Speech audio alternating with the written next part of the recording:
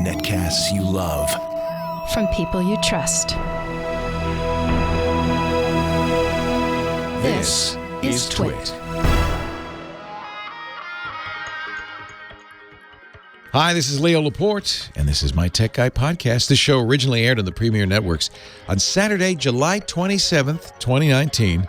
This is episode 1612. Enjoy. The Tech Guy podcast is brought to you by LastPass, the #1 most preferred password manager. Just remember your master password, and LastPass remembers the rest. Visit LastPass.com/twit to learn more. Oh, hi. Good to see you. How are you today? Leo Laporte here, the tech guy. Oh, I know. I got to say, hey. It's time to talk computers, the internet, home theater, digital photography. We've got your smartphones. We've got your smart watches. We got all a rigmarole that has surrounded this world of ours with chips and technology. That's what we talk about on the show today. I hope you'll join me. 8888 Ask Leo. If you've got a question, a comment, a suggestion, if there's anything on your mind, anything going on in the world that you'd like to know more about, technology-wise, that's about all I could talk about. I'm not an expert on anything else. But I could talk about computers and the internet and all that stuff. Website is techguylabs.com. I mention that because sometimes, you're listening, you're driving along, enjoying a beautiful weekend afternoon, having a nice time, and then all of a sudden, Leo says something, and you go, oh, wait a minute, I want to remember that. Well, you don't have to write it down. You don't have to do anything about it. Just remember this, techguylabs.com. That's all you have to remember, techguylabs.com. And we're putting it there as I speak. James DeRuvo's writing it all down. We put it all down there. We also put audio and video of the show after the fact at techguylabs.com. So you really have no need to write anything down. And if you have, if you hear it and you say, wait a minute, Leo, that's terrible advice, or I got a better idea, or wait a minute, what about? You don't have to shout at the radio either. You can just go to the website, techguylabs.com, and just make a comment. And by the way, all this is free. The only sign up is, if you want, you can log in with your Twitter, or your Google, or your Facebook account as you leave a comment. The only reason I do that is I don't keep track of who you are. It's useful for us because it keeps spam at bay. And we all want to keep spam at bay, don't we? Yes, we do. techguylabs.com. That's a free for all. Let's see what's going on. Apple's credit card is supposed to come out in the next few weeks. We thought it was going to come out last week, and it didn't. Everybody said, when Apple releases iOS 12.4, that's to support the credit card. That updates the wallet. That's when the credit card will come out, and 12.4 came out last week, and no Apple Pay. But Apple Pay should be coming out. I don't know. It's a credit card. Apple has this halo, right? Of any product that it does is going to be magical and special and unique. I don't know. I mean, Goldman Sachs is doing the credit card. They know about finance and stuff. Apple's doing two things. Designing the card, of course, because it's Apple. And they're doing the app for it on your iPhone. And so the card is unique because it's made of titanium. So it's metal. And I think it's kind of cool because it doesn't have a number on it, a credit card number on it. It just has your name on it, nothing, and a chip, of course. And this is where Apple really excels. The idea is to protect your privacy. It won't give any information to the merchants where you use it. It will just give a code, just like Apple Pay does if you use your Apple phone or Apple Watch. It doesn't give a credit card. So the merchant doesn't get your credit card number, so they can't, steal your credit card number. And a credit card breach won't reveal your credit card number, just this one-time only code. So that's nice these days, in these days of breaches, where every week, I stopped reporting them. Every week there's 4 or 5 big ones, so I just stopped. I just take it for granted. There's going to be a data breach somewhere. Somebody's given up your data. So the less you give out, the better. In fact, partly because of that, I've been really thinking about how I want to protect myself privately. I probably get the Apple credit card. I don't know, and I do use an iPhone. Although I was talking to somebody this week about privacy, and they said, "Well, Apple protects you, right?" I said, "Well, yeah, but the minute you put an app on your iPhone, you're back in the same old stew that we were always in. If you put Facebook or WhatsApp or Instagram on your iPhone, it's sharing that information right back. Apple kind of tells you, oh, you're sharing the information." And you could say no, I guess. But in most cases, these programs won't work very well. If you don't tell a map program where you are, if you don't tell Google Maps where you are, it doesn't do you much good. Now, you can, and Apple's good at this, you can say, I only want Google Maps to know where I am when I have the app open. I would recommend that. I've been thinking about these things, lately, and how I stopped using Google Chrome because, of course, Google's now keeping track of everything you do on the web. And well, I don't particularly mistrust Google. I mistrust Facebook. I do, but I don't particularly mistrust Google. I don't trust them maybe as much as Apple. I don't fully trust Apple either, though. So, the old Russian proverb, trust but verify. And we can't really verify when you have apps because you don't know what's inside. So I try to kind of limit my exposure a little bit. For instance, instead of using Chrome, I now use Firefox, and Firefox has a setting in it. There's some nice settings in there. And ad blockers and stuff like that. Those are good. And by the way, I'm not against ads. I live on ads. I think ads are fine. What I'm against is the way on the web ads have started to be a little more intrusive than just the kind of ad you hear on the radio. On the radio, we know a little bit about you from ratings, I guess, but I don't know who you are. So we do ads. In fact, our ads are all aimed at people who listen to a tech show, right? That makes sense. That's all we really need to know. But on the web, they want to know every age, date, birth date, serial number, social, whatever. They want it all. And they can get it all, especially if you use the Chrome browser and it's following you around. So I use Firefox now. I turn on the ad blocker. Another reason I use ad blockers is because sometimes as the automated systems, we see this again and again, that put ads on web pages, besides being annoying and intrusive and following you around, often contain malware because they're automatic. And malware authors go, oh, well, I could put a little something in there, a little something. They won't notice for a day or two. So, and then not to mention the fact that many of these web pages, if you take away the ads, come in a lot faster with a lot less weight. So, Firefox and ad blocker, some privacy, anti-privacy, privacy. There's a nice feature in the new Firefox I like called HTTPS, DNS over HTTPS. What that means in a nutshell is when you search for a website or you go to a website, you go to yahoo.com. Normally, your internet service provider sees, oh, there goes Leo to Yahoo again. Oh, boy. Oh, he's looking at Yahoo again. Or your carrier, Verizon or Sprint or AT&T or T-Mobile, go, oh, there he goes again. But if you do these HTTPS over DNS, they don't know. They can't see where you're going. Why not? Just turn that on. Why not? It's hidden away in the settings. It's the British ISP Association named Firefox the villain of the year, or nominated them for villain of the year because of that. Yeah, I bet. That's a good sign. When the guy's trying to invade your privacy, don't like it. That's always a good time. Like that means they're doing something right. So anyway, I don't know, what was I talking about? Oh, I was talking about Apple and privacy and the Apple Pay, and that'll be a good credit card. They're going to give you 1% back if you use the credit card, 2% back if you use Apple Pay, 3% back if you buy something from Apple. Which isn't, you can get that much from, if you have a Target card, you'd be better off using the Target card to buy an iPad at Target because you'll get 4% back, right? Or more anyway. So, but it's decent. It's titanium. It's Apple. It looks good. That's what really matters. 8080, and you look good using it. Don't you? Yeah, somebody's mentioned in the chat room for the mobile, on Android and iOS, I always use Firefox Focus, which is a special privacy-focused browser from the Firefox folks. I like that. I really like that. Works the same. Doesn't change any, your experience, but it just keeps the snoops. I just don't like snoops in general. Do you? Nobody likes snoops. It's none of their business. None of their beeswax. Good morning to you. good week back? Yeah. I had a little time off. I went to Universal Studios, took a sailboat ride, did the Void. That's fun. That's a VR amusement. Ooh.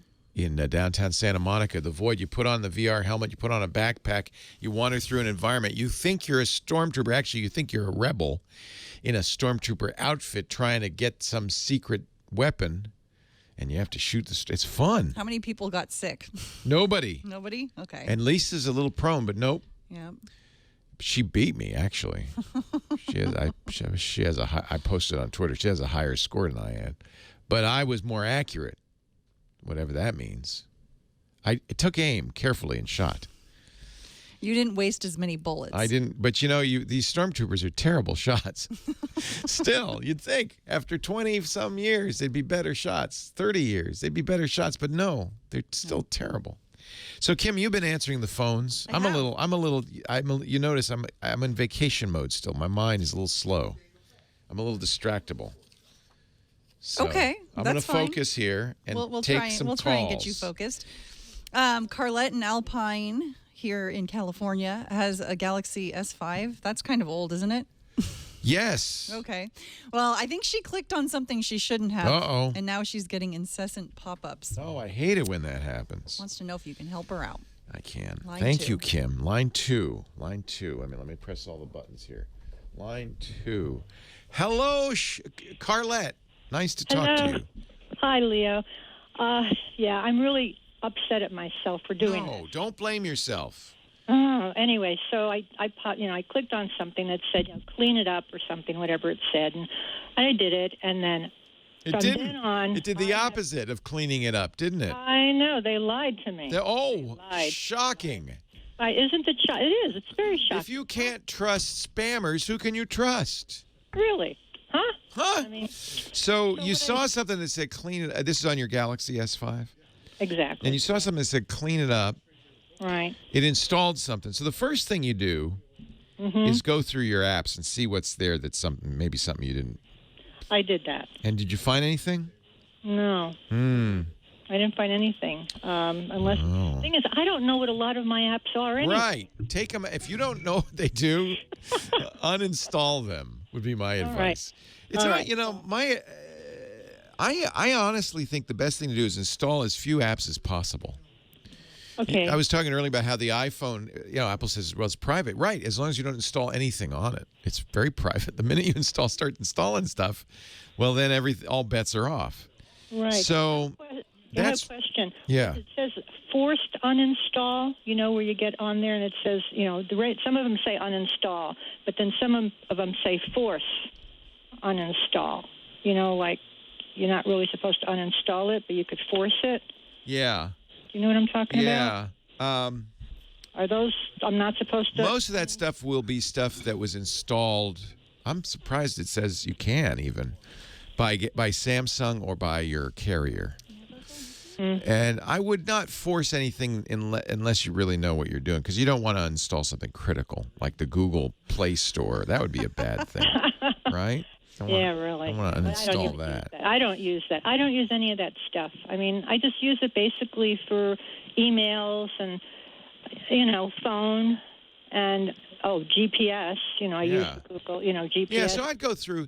By the way, it's Chairman's saying, I bet it's forced stop. I bet that's what it is. Forced stop means you stop running the program, but it doesn't necessarily allow you to uninstall it. That just stops it. It's still on the phone. I would uninstall anything you don't know what it is. All right. Because who knows how it got there. And then I've been hearing this a lot lately, these pop-up ads on Android. And I'm not, usually it comes from an app. But it's possible that they added something to your Chrome browser on your phone. Or do you use the Samsung Internet browser? Which one do you use? You don't know, do you? I bet you don't even know. Right. I have no idea. Samsung's phones are a little weird because they install their own stuff as well as the Google stuff. So you get two photo galleries. You get Samsung's gallery and you get Google's photos. You get two music players. You get Samsung's music player and Google's music. You also get, Right. Yeah. two I noticed browsers. that I have all that. I say, I don't know why I have. And you can't really uninstall it. So the pop-ups, probably they're coming from an app. So I would just uninstall apps you don't know. All right. Okay. Yeah. And then that doesn't work. You can, by the way, if you want, you can go into the store, the App Store, and you can sort by the date installed. You'll have to look in. I don't remember on the S5, but on the current phones, it has a library where you can look. But if not, it will be under your apps, and sort them by date. And the one you installed most recently is probably the one that did it. Last updated is probably the one that did it. So install anything you don't recognize that's recent. Okay. Uninstall. All right. Okay. Thank you so much. Yeah. Appreciate it. And by the way, these are fairly harmless unless if you didn't install Russian wallpaper, you didn't install Russian wallpaper application, did you? No. Don't do that. No. I'm not going to install anything anymore. No, you don't need it. You don't need it. I know. I don't want it. I don't want it. So frustrating. No, it is. It's aggravating. Yeah, it is. I understand. That should be the worst that happens in my life. That's right. This is the good news is it's probably not malicious. It's probably it's malicious in the sense that it's showing you ads you don't want. Right. Yeah. Anyway, okay. Well, I will do that. Thank you so much. You have a wonderful weekend, and God bless. All right. You too. Thanks for listening. I appreciate it. I'm sorry that happened to you. Russian Facebook app makes Facebook better. It gives you special stuff. People talking about that Face app, that actually is Russian, but I wouldn't worry about that. Or maybe I would.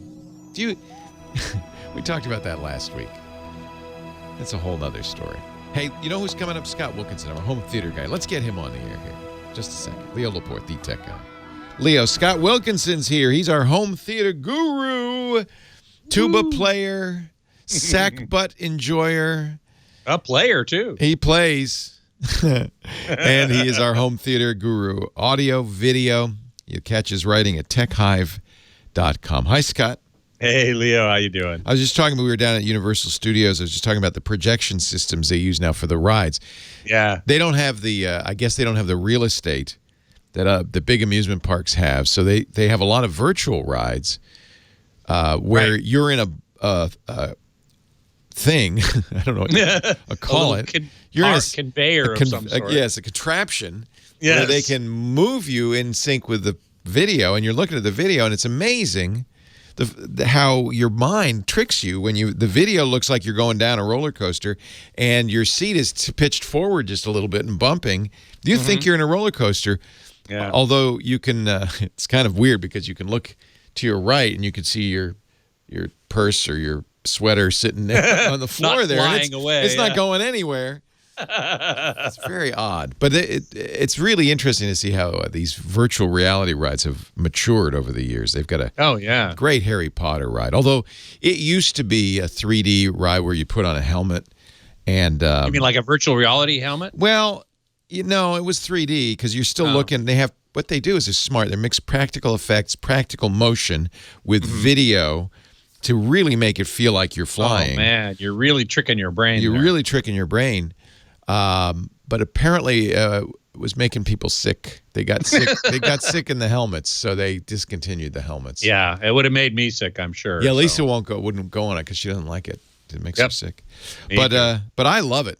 And I am, I'm one of those people that VR, I'm not crazy about VR for that reason. Yeah. These are a little different because you're moving. You're actually moving, so maybe your inner ear isn't as confused. I don't know. It's weird. Anyway, I had asked you off the air if they were using projectors as opposed to some sort of direct emissive, because this week I had an experience with a direct emissive display that I thought was amazing. Yeah. My guess is they're rear projectors. They may be front projectors because, of course, they have a way of, keeping you out of the line of sight. But they're a little dimmer. I don't think they're yet emissive. Emissive is direct view, like LCD. Correct. Or OLED. Or what is now the latest buzzword, microLED. I bet you they will do microLED in the next generation of these. I bet they will, too. Because you can make the screen an arbitrary shape and size. Can you curve them? You probably can. I have not seen one yet, but I wouldn't be at all surprised because the LEDs, the way a micro LED display works is it's a tiny, tiny, tiny LED. Actually, a trio, red, green, and blue, but they're tiny. The Sony one that I saw this week, it encompasses an area of 0.003 square millimeters. So it's tiny, it's super tiny. And it'd have to be, otherwise you'd see the dots. Exactly. Can you see them when you get fairly close to the screen? Can you? Well, sure. When you put your nose up to the screen, you can. I guess you don't call it a screen door effect, but it's something like that. I guess. Yeah. I mean, it is a screen door effect. You see the pixels. Yeah. But when you're sitting at a normal seating distance to watch a movie or something, you don't see it at all. It looks perfectly smooth and beautiful. So I can't imagine they wouldn't be able to make it into a curved surface. That would be super expensive. I mean, even the flat ones these days are super expensive, which is why we're not going to see them in homes quite yet. But it is a trend that is going to happen, and it's going to come into the home. And you're going to have eventually a video wall. We've been talking about this for years, and we've seen it in science fiction where you have an entire wall that can be anything you want. It can show you scenes of the beach or the mountains or a movie or whatever you want. And this is coming. And I saw a beautiful demonstration of it at Sony Pictures this last week. They invited a number of people down to see Men in Black International, a screening. Oh, how was that? The movie itself, I was not that impressed with. It's just not that good. I really liked 1, Men in Black 1, and 3, the one where they went back in time. But this one, I was not impressed with the movie. I was impressed, however, with the presentation. This thing is a 16-foot wide screen, so it's not the 50 or 30 feet wide you'd see in a real commercial cinema, although they do have one. Sony installed one in a corporate headquarters in Japan that is 30-some feet wide. It's 16K resolution. Wow.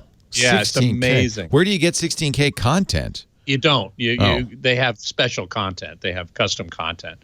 There is no 16K content, at least commercial content. What we saw was 4K at 16 feet wide by 9 feet tall. The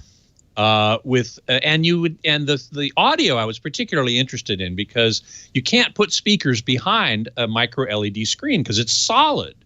So the sound can't get through. So what they do is they put speakers above and below the screen, in this case from a company called QSC.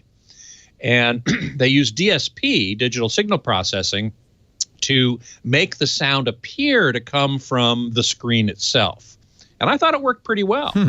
That worked pretty well. But what was most impressive was the high dynamic range. This thing was, we're actually watching the home grade, what will come out on disc, on UHD Blu-ray disc or streaming, in high dynamic range. This screen can reach 800 nits, full screen. I mean, if you put a full white field up there, and there were a couple in this movie, that can be 800 nits. Now, to put that in perspective, and you go to a normal cinema, a normal movie theater, that's 48 nits.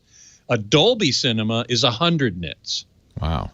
So this is 8 times brighter than a Dolby cinema, and it gets down to these super deep blacks as well. There was at least one black interstitial, which is a full black frame between scenes.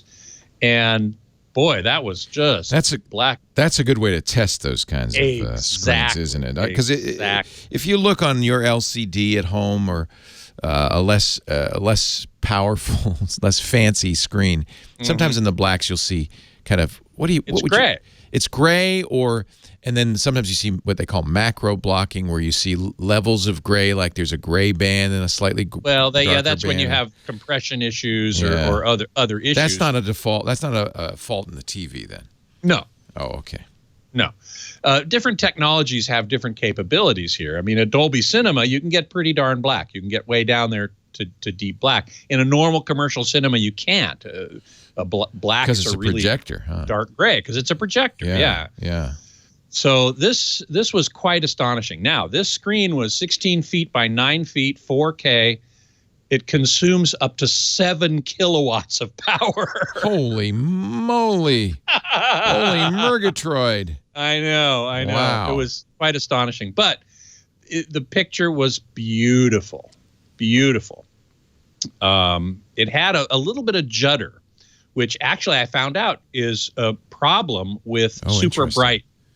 So that's an issue they have to deal with. But I see this that. is all experimentation. I see that very vividly when there's that judder. It bugs the heck out of me. Once you see it, it's hard not to. That's right. You would have really been bugged by this one. Oh, I don't like that. Yeah. They went to some extent to try and reduce it, but and they were they were successful to some degree. Okay.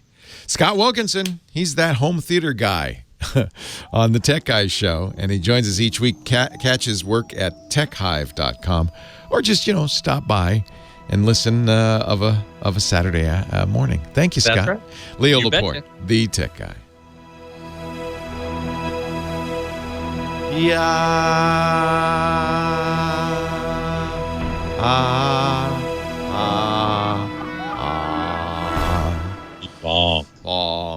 All yours, Scotty. Can you Thank stick around you. for the By top the of way, hour? anybody Yes. watching on the stream, how was my delay during the show? Fine, no problem. It was no problem. No problem. I rebooted my computer. I don't have anything running except Skype, chat room, and Safari. You did perfect. Okay, You're good. beautiful, man. You're beautiful. Beautiful. We fixed it. You fixed it. Woohoo. So NS Geek, hey, is a 50-inch Roku TV, who would you take over RCA or TCL? I would certainly take TCL over RCA. No question about it. For a Roku TV, I would start with TCL. I don't remember, is the 6 series a Roku TV? I'm not sure. I don't remember, but I would definitely get the 6 series if possible. It may not be. That may not be a Roku TV. The other company that makes Roku TVs is Hisense, and they do a pretty good job of making a TV. As always, I recommend that if you can, get a Roku TV that has what's called local dimming backlight instead of edge lighting. There's 2 ways to provide light for an LCD TV, which all these are. One is with LEDs around the edge of the screen, and I do not recommend that if you can avoid it, or LEDs directly behind the screen firing forward. And especially if those LEDs implement something called local dimming, in which if you have a scene on the screen with a bright part over here and a dark part over here, the bright part, the LEDs behind the bright part brighten, and the LEDs behind the dark part dim. And that gives you a much better contrast. Now, it's not without its problems. In these inexpensive TVs from TCL and Hisense anyway, there are not very many dimming zones. So if you have like the moon or something really bright that's really small, more LEDs behind it will brighten, and you'll get what's called a halo or some sort of haloing around the bright object, because the LEDs that are not directly behind that bright thing actually, though, brighten up because there's so few zones, and there's one zone behind the thing that says, oh, I got to brighten up. So it brightens up, and you see the black sky around the moon, say, brightening up. And that can be a problem, especially a problem if you care about such things with white credits scrolling against a black background. That will definitely, you'll see haloing there, but it's the credits. I mean, I always sit through the credits. I want to give the people who made that movie their due, and so I do. But that can be a problem as well.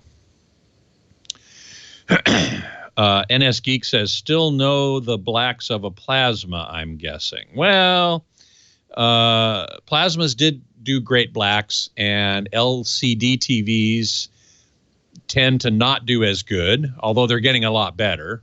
OLEDs are, of course, the best blacks in flat panel TVs, no question.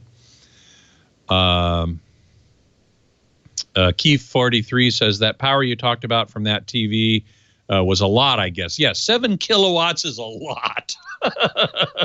That's a lot. The podcast today, as always, brought to you by LastPass.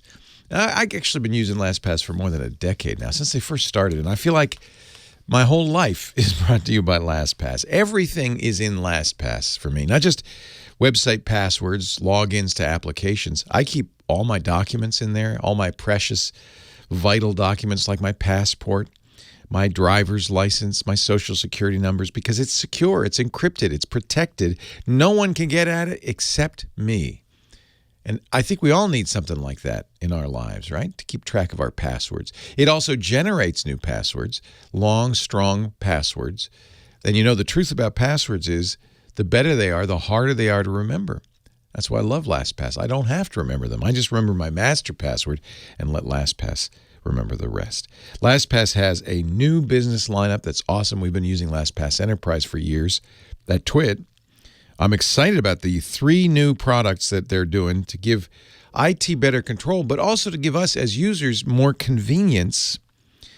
There's LastPass Enterprise, including single sign-on technology. So this is great. More than 1,200 apps support it, more coming all the time. It means no more passwords at all for those single sign-ons. You just approve the login and you're done. You're there. This is fantastic. I'd like to see this extended to every app in the world. It makes it convenient for users, and it's more secure than passwords. LastPass Enterprise, of course, that's the reason we use it here at work, is because it manages access for all of our entry points, whether you need a password or you're using this new single sign-on. But I am so excited. Many of the apps we use support it, so that's great. 1,200 plus pre-integrated apps for SSO. There's also LastPass MFA. You've heard about two-factor authentication. LastPass multi-factor uses additional factors like biometrics and geolocation to make sure that only the people with the rights to access those resources, whether it's your bank accounts, your website, your databases, only those people have access. That's so important. The right users accessing the right data at the right time, but without adding inconvenience and complexity. We've always said there's a trade-off between security and convenience, but LastPass is doing some things that really give you much more security and are still really easy and convenient to use. Then there's LastPass Identity. This actually combines LastPass Enterprise, LastPass MFA, and gives the IT department, the managers, a holistic view of how people are using LastPass. It's a single dashboard that covers passwords, authentication, all the apps that are in use. So from single sign-on to password management to adaptive authentication, LastPass Identity gives granular control to the IT department, and most importantly for me as a user, frictionless access. As the business owner, I just really appreciate the security and knowing that we're not giving away the keys to the kingdom when we're giving our employees access to all those vital resources. We use LastPass Enterprise at Twit. I use LastPass Families at home. Families has some nice features you should check out if you're not using LastPass Families. It makes it easy for me. I have a shared folder that Lisa gets access to, so anytime I set up an account with the power company or the cable company or whatever, she has access to that too, which makes it very easy. I don't even have to physically share it. I just put it in that shared folder. She's got access.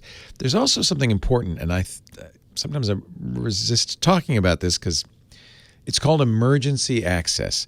If something should happen to me, if I become incapacitated or pass away, Lisa can get into my LastPass account. It has some hoops to jump through, a dead man switch, if you will. She has to request access. I have the right to say no, but if I can't, if I'm disabled or if I'm dead, she'll get access. And I'll tell you what, it's just nice to know that, she will have access to my bank account. She won't have to jump through hoops. It'll make it a lot easier for her.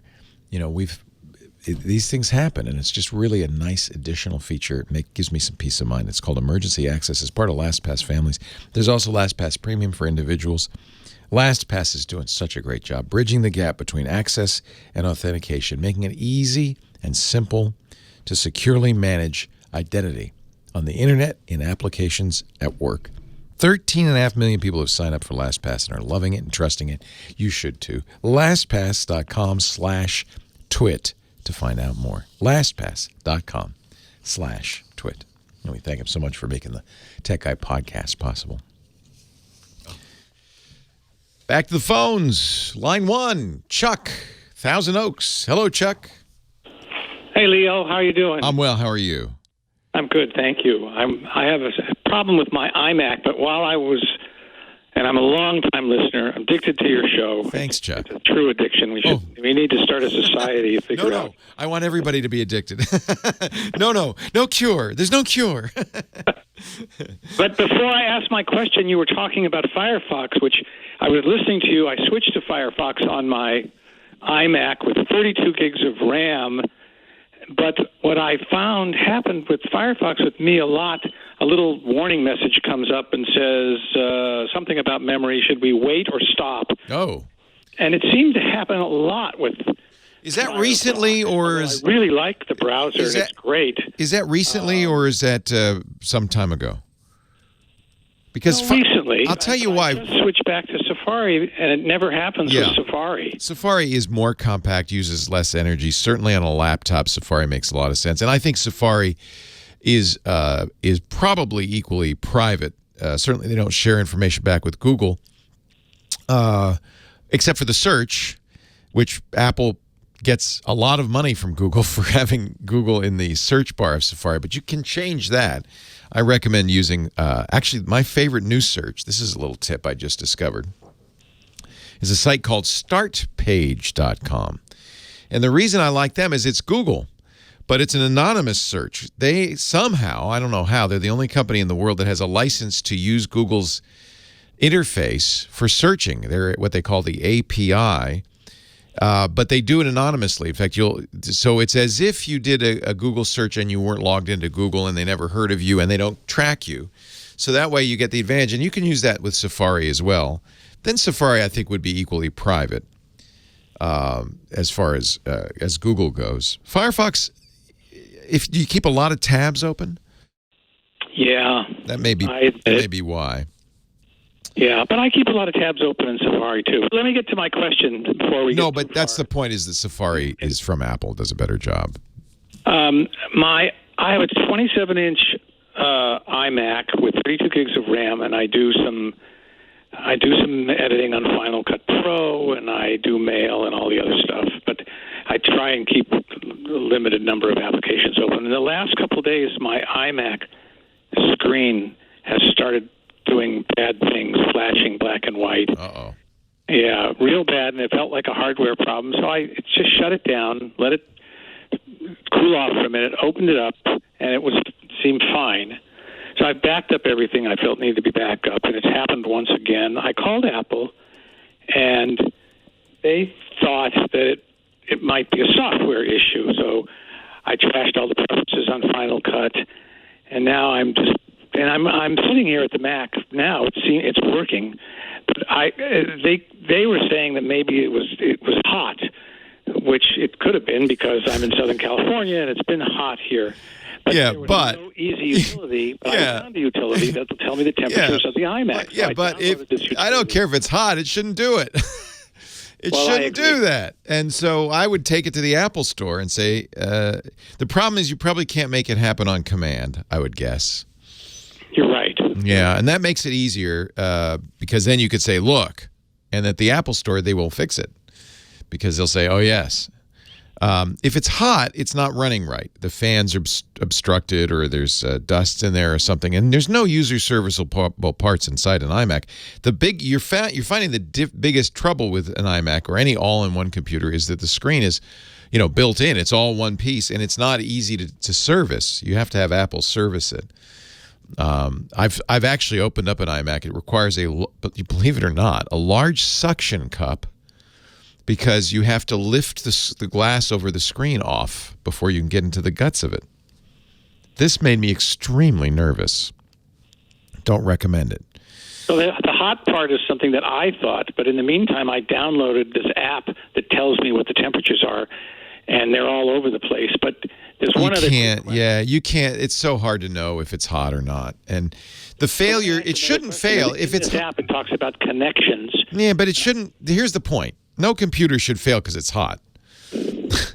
So there's something wrong with it. Yes. iMacs should not fail if it's 80 or 90 degrees out.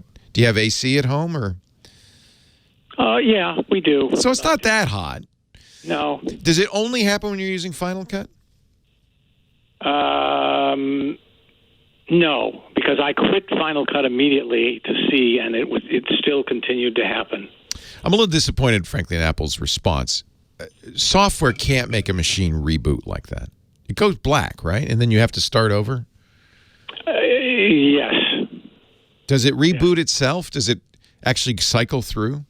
I didn't wait to find out because when it started flashing, I just turned it off. Yeah, no. The power. It's hard. It would be hard. I mean, I guess it could be software, but it's unlikely. That's not a great response from them. I would take it to the Apple Store. What they'll do is they'll say, okay, well, it's going to be $150 minimum for us to look at it. And they're going to want to probably keep it overnight. So back up all your data because you don't know if that drive will come back empty because sometimes it does. So back up everything. And they were going to want to keep it overnight because they're going to want to make it happen. Because until they can make it happen, it's hard for them to know what's wrong. It could be a bad power supply. It could be a bad video card. It could be overheating. It could be software. It could be a bad driver, which is one reason it might come back blank. Because often one of the first things they'll do, I'm surprised these guys didn't make you do it over the phone, is erase the drive and reinstall. Because they don't know what software you've got on there. So a clean install of the current version of Mac OS and nothing else, and it still happens, then they know it's hardware, right? Quick other question? Sure. When I downloaded this sensor, which is an amazing sensor, and now I'm looking at all this stuff on my Mac. When you hit connections, it brings up all these protocol, I don't know, protocol TCP. Yeah. Number, and then it says foreign address, which it appears like there's all these connections to my computer. There may be. But they're probably okay. This is why physicians are not fond. You know, you can go down to the strip mall and get a full body scan. Physicians don't like this because the problem is the more you know, the more worried you get.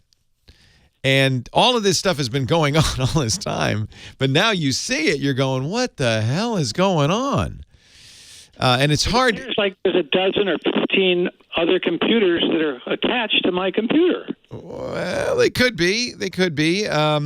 If you really want to be bugged and really want to know what's going on, there's a program you can download called Little Snitch that will monitor outbound connections. It's a really annoying program because, well, the first thing you learn when you put Little Snitch on your computer is that everything is making outbound connections. A computer these days without the internet is really just a fancy calculator. So everything's getting out there. But Little Snitch will let you say, well, that's Safari. I expect that.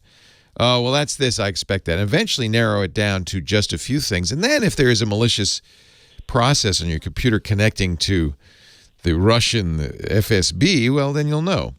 When they say foreign, that doesn't mean overseas foreign. Which program did you get? iStat menu? What program did you get? System Monitor. Yeah. The one I recommend, I really like, is iStat menu. It goes up in the menu bar. It'll tell you temperatures, but also tell you all that other stuff. I'm not sure what they mean by whatever this program is, but they mean by foreign connections. I'm suspecting they mean just not your network. So this is worrisome. Well, but think about it. I'm in a private home No, but your email program is going out. Your system's checking the time. There's all this stuff is going on all the time. That's what I mean. Is that this is maybe completely normal. Leo Laporte, the tech guy.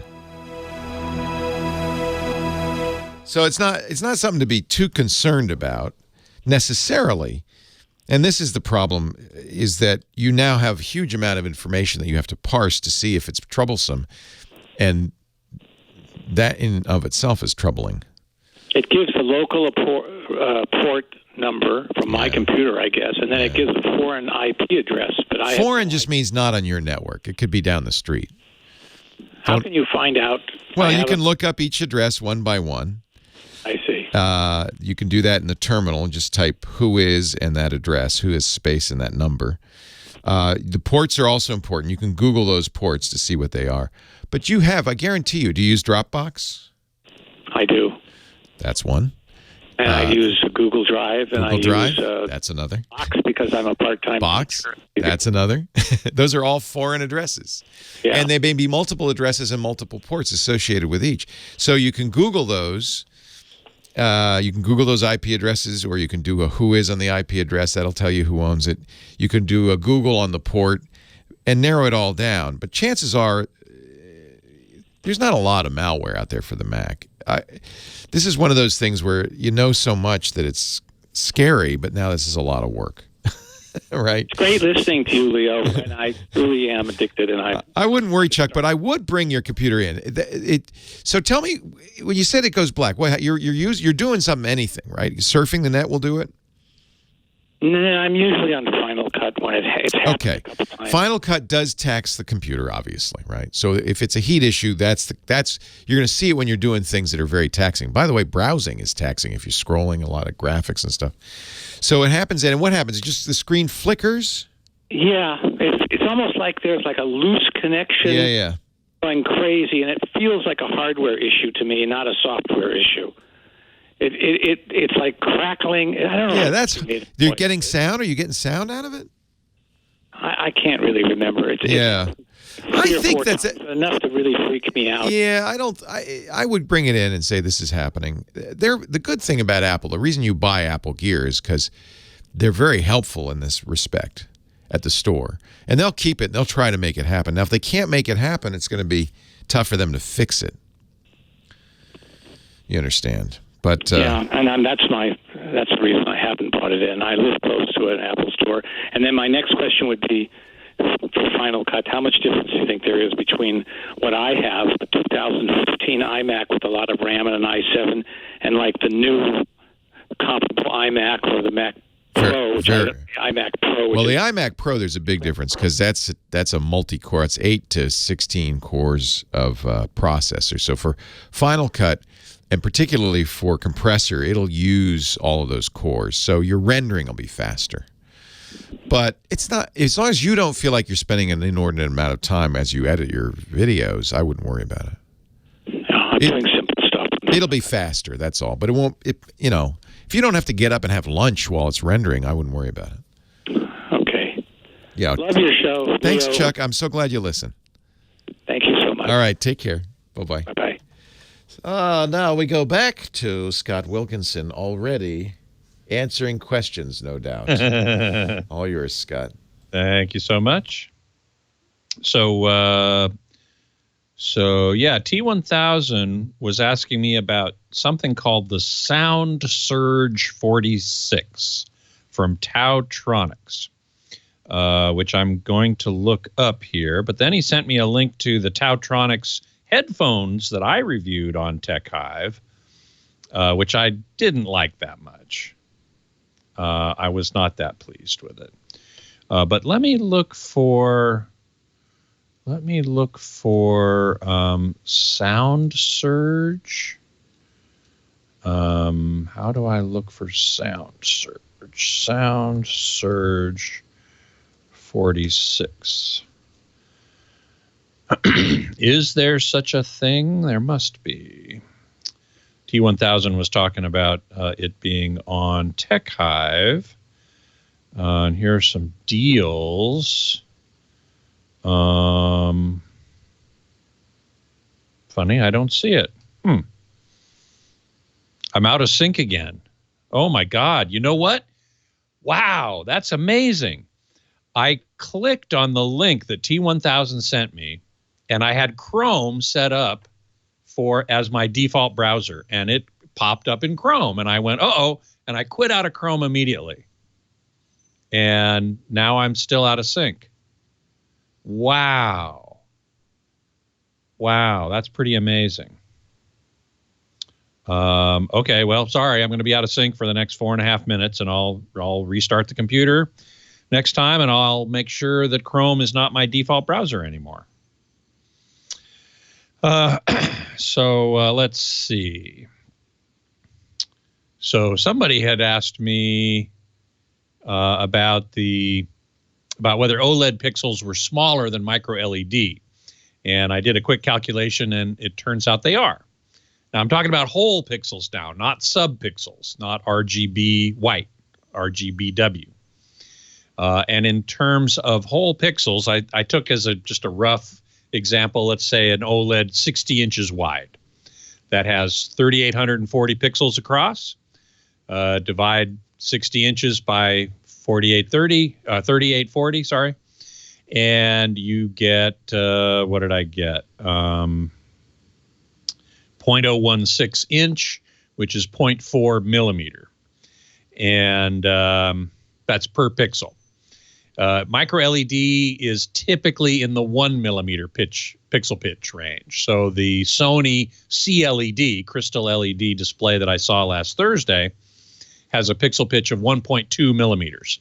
I've seen micro LEDs down to 0.9. So, but the OLED is 60 inches across. The crystal LED I saw last Thursday is 16 feet across. So, and the interesting thing about that is that like I said, the pixel pitch is 1.2 millimeters, so 1.2 millimeters between pixels. But the light emitting part of it, the actual LEDs, 3 of them, red, green, and blue, they cover an area of 0.03 millimeters squared. And that represents 1% of the area of the pixel itself. The other 99% of the pixel is a black background. So this tiny, tiny little trio of LEDs sitting in the middle of a black background, the LEDs are 1% of that area, and the rest is black. And the reason for that is to get better black levels. And those LEDs, man, oh man, they can get bright. I mean, looking at this Men in Black International was started with the grade for home, which is at 1,000 nits peak. And the highlights were lowered to about 800, which is the limit of this particular screen. It's still hella bright. I mean, it's amazing. You almost had to wear shades. And that movie is quite bright in many scenes. There's one scene where they're in a white room, and this white room was like, whoa, Nelly, that was amazing. Super, super bright. So these tiny little LEDs can get super bright. It's amazing. And you can get super black on the screen because if you turn them off, they're sitting in the middle of a black matrix, basically. That's what they're doing. And now I'm in perfect sync again. Huh, that's weird. That is weird. Very strange. Yeah, Archandra, that's an interesting idea. The screen door effect from my LCD projector. Yeah, well, in those days, 480p projector, you could see the screen door effect. Absolutely. So I quit out of Chrome immediately after it launched. So maybe that was just some sort of weird residual thing. That's it for me. Thank you, Scotty. My pleasure. See you next week. Have a good day. All right. Have a good week. Yeah, thanks. You too. Well, hey. How are you today? Leo Laporte here, the tech guy. Oh, yeah. Time to talk computers, the internet, home theater, digital photography, smartphones, smart watches. 8888 Ask Leo, the phone number. We can talk about augmented reality, virtual reality. 888-827-5536.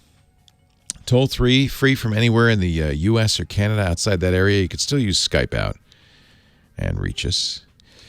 Well, it looks like it's a done deal. T-Mobile and Sprint merger approved by the Department of Justice, a year in the making, in regulatory limbo. The DOJ has approved a $26 billion merger. It'll also bring in a new competitor, because that was the real concern, right? Well, golly, if you have Sprint and T-Mobile merge, then there's only 3 big carriers. You got AT&T, Verizon, and the new T-Mobile. T-Mobile, I think, will be 1 or 2 now, right? It'll be right up there. They'll be roughly co-equal. It's nice. It was always, I have to say, it was really nice to have an underdog and I'm not talking Sprint. I'm talking T-Mobile. It was nice to have an underdog because it made T-Mobile aggressive, right? For the last few years, T-Mobile's pricing has been so aggressive, it's forced the other guys to bring down their prices, to offer better plans, to be more flexible. And so that's why competition is good. Even if you're not a T-Mobile customer, it's a really good thing to have. The government has decided, FCC had said, okay. They said, we like the idea. DOJ was really, skeptical about it. Department of Justice finally came around. Now, it's not over because there are still, I think, 13 state attorneys general who are suing. They have to settle as well. That trial, scheduled for September now because of this, may get pushed back till December. So it may be a while before this gets resolved, or, as I suspect will happen, once the state attorneys general say, oh, well, the DOJ settled, all right. Because there are some rules. There's some pretty good rules here. It looks like they're going to try to create a new carrier with the Dish Network. The Dish Network's wanted to do this. They've been buying up spectrum. Yeah, your satellite TV guys, Charlie Ergen and company. They are going to get some of T-Mobile and Sprint's spectrum. They're going to get 26,000 cell sites. So they're going to be able to very quickly, one hopes, roll out a 4th carrier, a Dish carrier. And that was a key part of the deal because the DOJ really wanted competition. Remember, this has gone on forever and ever. AT&T tried to buy T-Mobile about 8 years ago for $40 billion. That was nixed. This has been going on for at least a decade, but it looks like our long national nightmare may be over. I am not against it, partly because I'm a T-Mobile fan. I've used T-Mobile for a long time. I'm very happy with their service. I was a Sprint customer 20 years ago, and just it was so unusable that I got off of it. And I think Sprint's just been really struggling. So I think maybe this is good for both companies. They'll create a new cell phone carrier to compete, I think, strongly against Verizon and AT&T. And that's competition. You get 3, and maybe you get to come in with a 4th carrier. Dish will also get Boost Mobile, Virgin Mobile, Sprint's prepaid business. So if you're a Boost Mobile customer or a Virgin Mobile customer, this should be interesting. I'd maybe be a little nervous. Dish has a strong incentive, though, to make this happen. There's a significant penalty if they don't. If they don't get a new carrier up and a 5G network up pretty quick. That's where this is all headed, by the way. It's 5G. This is what everybody's most interested in, is this next generation of data, this high-speed, low-latency 5G network. We'll see. We'll see. There are 5G phones now. Samsung's S10 has a 5G variant. Not this year, but next year, Apple is expected to release a 5G phone. So there will be phones. We'll see if there's networks. There's some real challenges with 5G.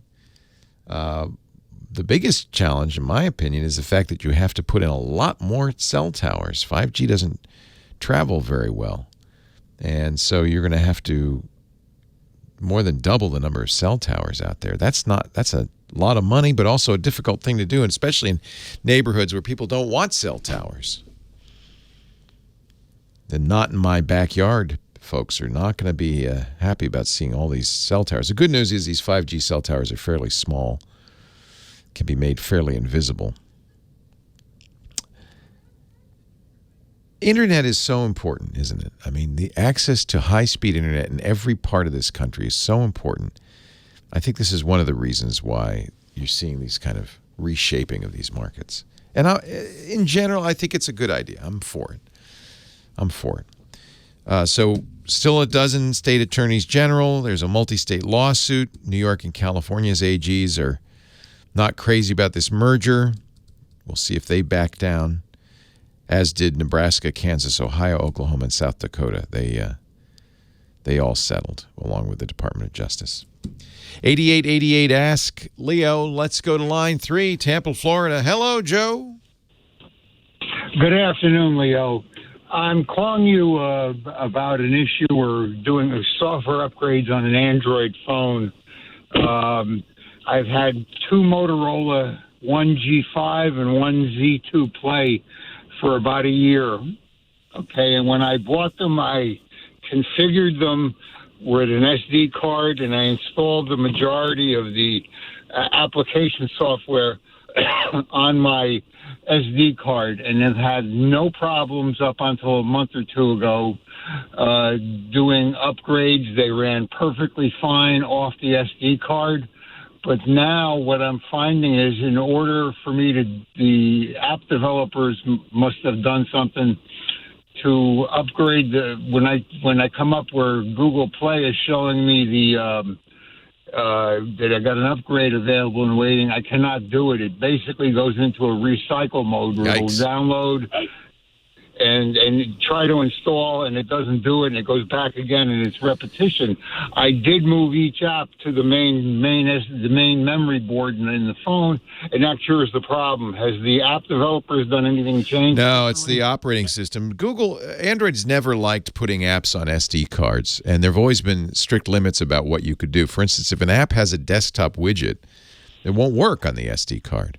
So, in general, I would keep. I know you have phones with low internal memory, but apps are always going to work better on internal memory. Save the SD card for large media files, like your camera can store all its photos there or videos there, music, that kind of stuff. Put that on the SD card, but almost always the recommendation. My suspicion is that what happened is, as you got to more recent versions of Android, it got more and more locked down. Google has always struggled with this SD card memory. They're not alone. Microsoft struggled with it with their phone as well. And the reason is you have storage that isn't guaranteed to be there. It can be popped out. And so the operating systems don't like it. In fact, you'll notice Google no longer allows SD cards with their phones. They don't want them. You know, they'll give you more internal storage as a result. Samsung still offers SD cards. Your Motorola phones offer SD cards. But it's always a challenge. Google went through various ways of handling this. At one point, they were doing something called adopted storage, where the SD card was made to look like internal storage. That worked for the apps, but then the problem is, what if that card goes offline, is popped out, or somehow loses its connection? Then everything breaks. So it's always been a struggle. If you can, I would suggest uninstalling any apps on the SD cards, moving them to the internal. Okay. Which I've done, which is no problem. The only thing that came up in the last couple of days is that I came up with upgrades available for the Microsoft suite, like Word and Excel and PowerPoint. Yeah. And they work fine. There's no problem. I don't go through that recycle process. Right. They probably don't have widgets. Okay, well, believe it or not, I've got probably I have an icon on each one of them on my main screen. As far as the icons are okay. It's those, how Android allows you to put desktop widgets on there. That is one thing that breaks when something's on the SD card. I think there are other things that break. For a long time, when the first Windows phones came out, the SD cards didn't work at all. And remember, very recently, Microsoft, with its new version of Windows 1809, or was it 1903 or 1909? I can't remember. I guess it was 1903. If you had removable storage of any kind, it crashed. It's always been a problem for operating systems. This idea that the storage might be there, might not be there. Putting apps on that is always problematic for Android. So wherever possible, always put it internally. If you know an app like the Microsoft Suite works fine on SD, go ahead and move it there. But don't be surprised if you have problems down the road. And I think part of this is not the app developers changing, but Android changing. Android's been struggling with this for a long, long time. Yeah. Leo Laporte, the tech guy, 8888. Ask Leo. People filling out that form trying to get their $125 from Equifax. I couldn't be happier that Equifax is getting that big fine. $700 million settlement. Of course, they had $880 million in revenue last quarter, but it's still $700 million. It's some money. Well, technically, it's only $425 million because the rest of the money goes to penalties. And there is a form you can fill out where you say, I want my money, your $125, except if you read the fine print, it says if more than 248,000 people request cash settlements instead of credit monitoring, the payout starts to shrink. So let me do some math. There's the breach was 147 million people. If each of them asks for their $125, we'll all get 21 cents. Now do you feel better? Yeah. Can't wait to get my 21 cents from Equifax. Maybe should have fined them a little bit more. Let's make it hurt next time. What do you say? Hans in Los Angeles, Leo Laporte, the tech guy. Hi, Hans. Yeah, hi, Leo. Good talking to you again. Quick question here. I have a Vizio D32FE1. How do I attach an external RCA antenna to it through a cable switcher? I want to go from Frontier Fios to over-the-air TV. As you can see, I'm a sort of a switch hitter, cable cutter. Yeah. So I am not sure if that TV has a digital tuner. It's pretty recent, though, right? It is, yeah. I bought it maybe 3-4 months ago. So I'm going to suggest there are a couple of sites that are very useful for doing what you want to do, which is getting over-the-air signals into your television.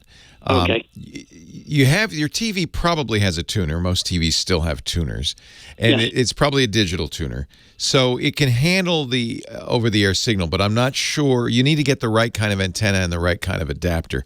So there's two really good sites. There's one from the consumer electronics folks called AntennaWeb. AntennaWeb, and that's antennaweb.org. And the other one is kind of a site created by users called TV Fool at tvfool.com. Heard of them before. Yeah.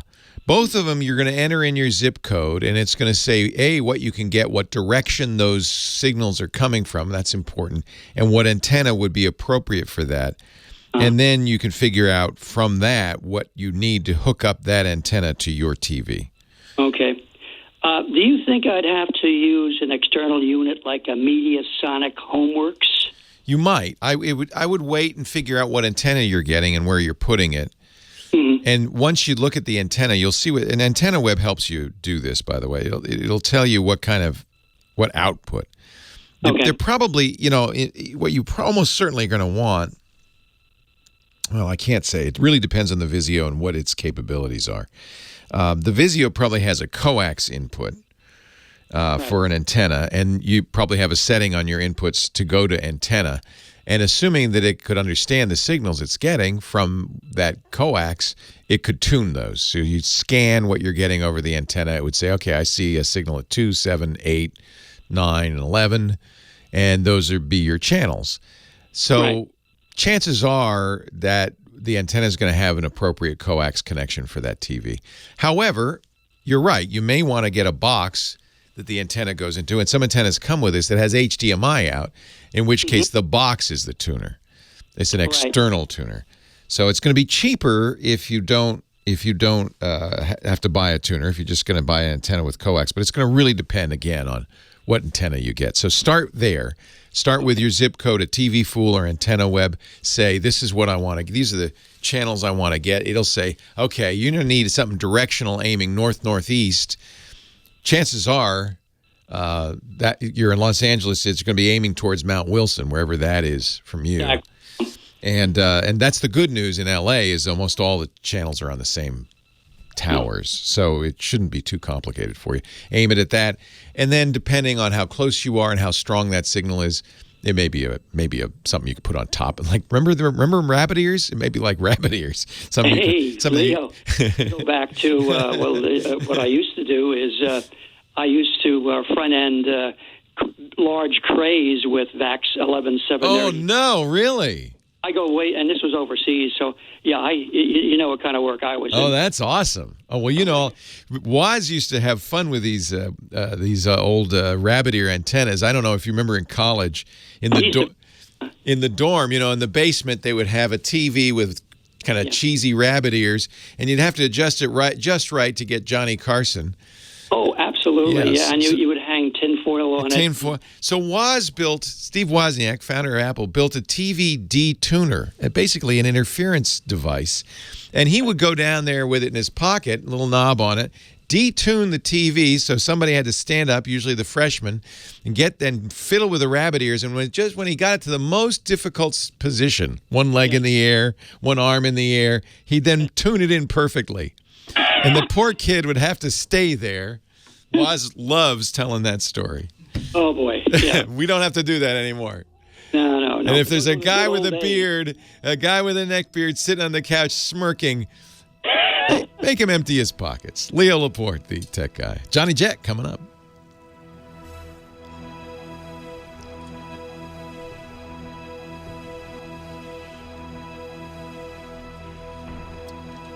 Hey, Johnny. Hey, Leo, how you doing? I'm great, except Alaska lost my bag. Oh. It's one of those little short flights, LAX to Santa Rosa. There's like 80 people on the plane. It's a tiny little plane. It's a carry-on bag, and there were 6 of us. And unfortunately, Alaska charges you like a lot per bag. But Lisa said, no, let's make it easy. We'll check them. We don't have to schlep them on. And, it's one of those commuter jets, so it doesn't have a lot of overhead luggage space. So I thought, it's my Briggs & Riley roll-on. No big deal. I checked it. They couldn't lose it, could they? Every bag, and it's such a small flight, every bag comes off in like 3 minutes. And everybody's gone, and I'm standing there going, oh, I've never lost a bag before. So did you get it back? Not yet. So this was on the way back or the way on the way back, thank God it was on the way home. So all they got is dirty underwear. But well, and my $600 Briggs & Riley. And you flew into LA though, LAX. LAX to STS. Well, that's where they lost it. I'm sure, if they lost it at Santa Rosa, that's no excuse. There's no excuse. No, I'm sure it fell off the cart. They went around a corner, it fell off. It's sitting under something. They'll find it, I'm sure. I've never. I feel. Knock on wood. I guess the next thing is I'm going to get robbed in a foreign country because I've never lost a bag and never been robbed. Do you have any tracking on that bag? No, I should have put a tile in there or something. I know.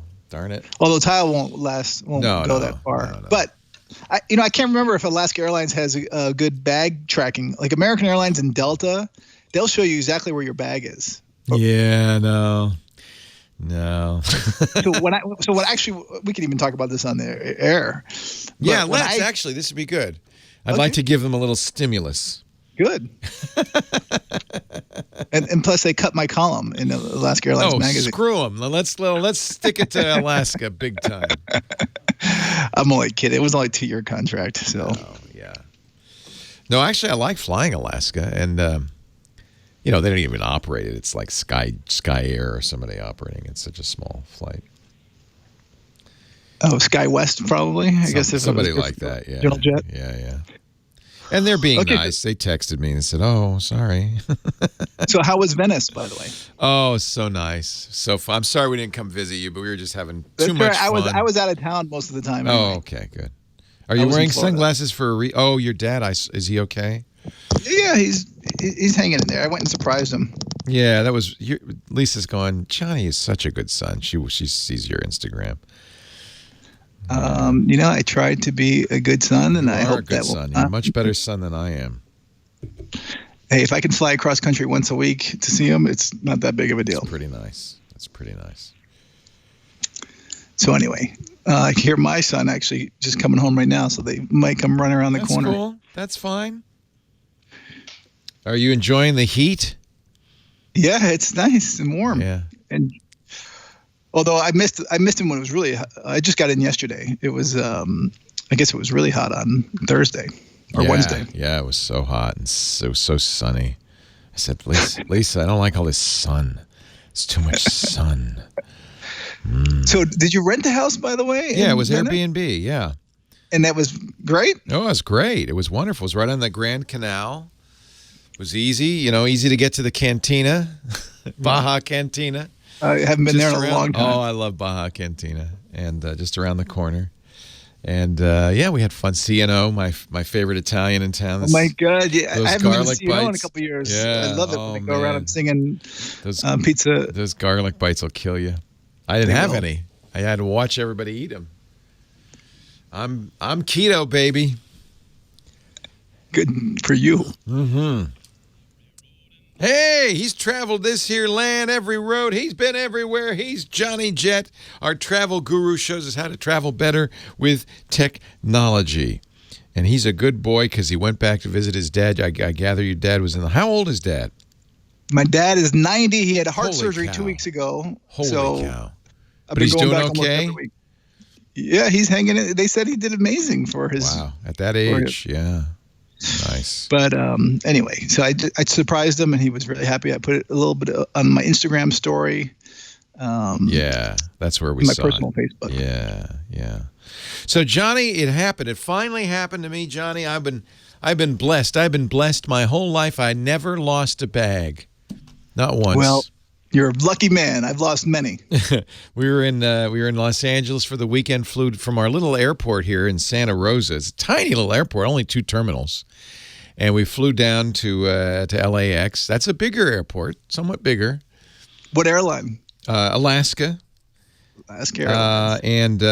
But it's one of those regional jets operated by SkyWest or somebody. But anyway, it didn't lose it on the way, which is good because that would have been a little more of a problem. Lost it going home, so all they got was dirty underwear, and my nice bag, and my nice Tilly hat. Ooh, and my hairbrush. All that stuff. You don't have the same exact stuff. Briggs and Riley, Tilly. Yeah, no, I like the travel brands. So somebody got, but I'll get it back, right? Usually, is there a problem anymore with bags being stolen? That's not as much of a problem as it used to be. For sure. Listen, really, if I was a thief, I'd go right to the airport and just hang out by the baggage carousel and look for those bags that are just circling around. But with all the security now, you can't get anywhere near there. That's not true. Really? To a baggage carousel? Oh, at the carousel. Well, that's why you definitely want to get there. You don't want to like dilly-dally to the baggage carousel, especially if you're flying domestically and you don't have to go through customs or immigration. And those bags are just, circling around. In the old days, they used to check the tags. And once in a while, they do. Actually, LaGuardia Airport did not too long ago.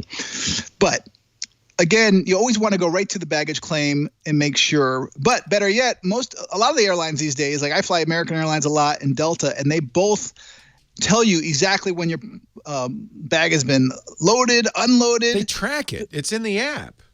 Yeah, so I know when my bag is coming out. That's so cool.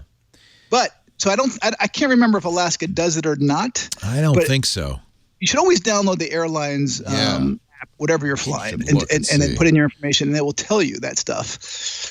But, when was this? Yesterday they lost it? Yeah, last night. Okay, well, give it some time. I mean, it usually takes a good 24 hours. Actually, they'll find it. It's probably in St. Louis. And somebody will find it and say, what's this doing here? And then they deliver it to you, when they find it, right? You don't have to. Yeah, they do actually. Yeah. American lost our bag a couple months ago when we flew to New York, and it took 24 hours. We knew exactly where it was, and they have flights all the time to New York, so cool. But it still took 24 hours for them to get it there. So, prepare for at least 24 hours. If they do lose I can live without my dirty underwear. So I think after a month or 60 days, if no one claims a bag, by the way, if it's just a baggage carousel, they end up selling it, and usually to the unclaimed baggage center in Alabama. Okay. And you can go, and it's supposedly like a big old Walmart or something. It's a huge store, and they sell everything and it's actually not as cheap as people think it will be. But you can buy everything from a wedding ring to a casket. I don't know how someone loses a casket. There's nothing in it, I hope. No, there's nothing in it. But it's insane. So anyway, the unclaimed baggage. I don't want a center- used casket. Thank you very much. I'd like a brand new one, please. But they also sell new, like people who pack brand new clothes. It's still in the wrapping, and Well, somebody's going to get a nice Briggs and Riley bag. That's a nice bag, and a nice Tilly hat with my company logo, my Twit logo on it. They're going to get that. My money on it is on it that you'll get it back probably tomorrow, sure I will. Today or tomorrow. But I hope you filed a claim. By the way, right when you lose the bag, you got to go file it before you leave the airport. I did. I went right to the. Well, it's a small airport. There was a nice lady there. I gave her a Post-it note and the sticker, but I took a picture of it too. So what I also do, by the way, is I take a picture of my bag if I'm checking it. Yeah. You take a picture of the bag so that way if they do lose it, you can show exactly what it looks like. She wanted to know. So I took a picture from the Briggs and Riley site. I said, it looks like this one. That's fine too. You can also do looks just like this one. It's unique. It's a black carry-on. But that's another problem. You don't want to have a black bag. No. Unless you put something around it. A couple of weeks ago I mentioned a site I designed my own bag, and it's all really colorful. No one will ever have the same exact That's one what as I need to do, yeah. So, and also the best thing is not to check a bag, which I know you don't usually. No, in fact, it was a carry-on bag, and I could have carried it on, but there were 6 of us, 4 teenagers, and Lisa and me, and I just thought, well, we're all going to check, so there's no advantage to not checking. Now I realize, of course, there is.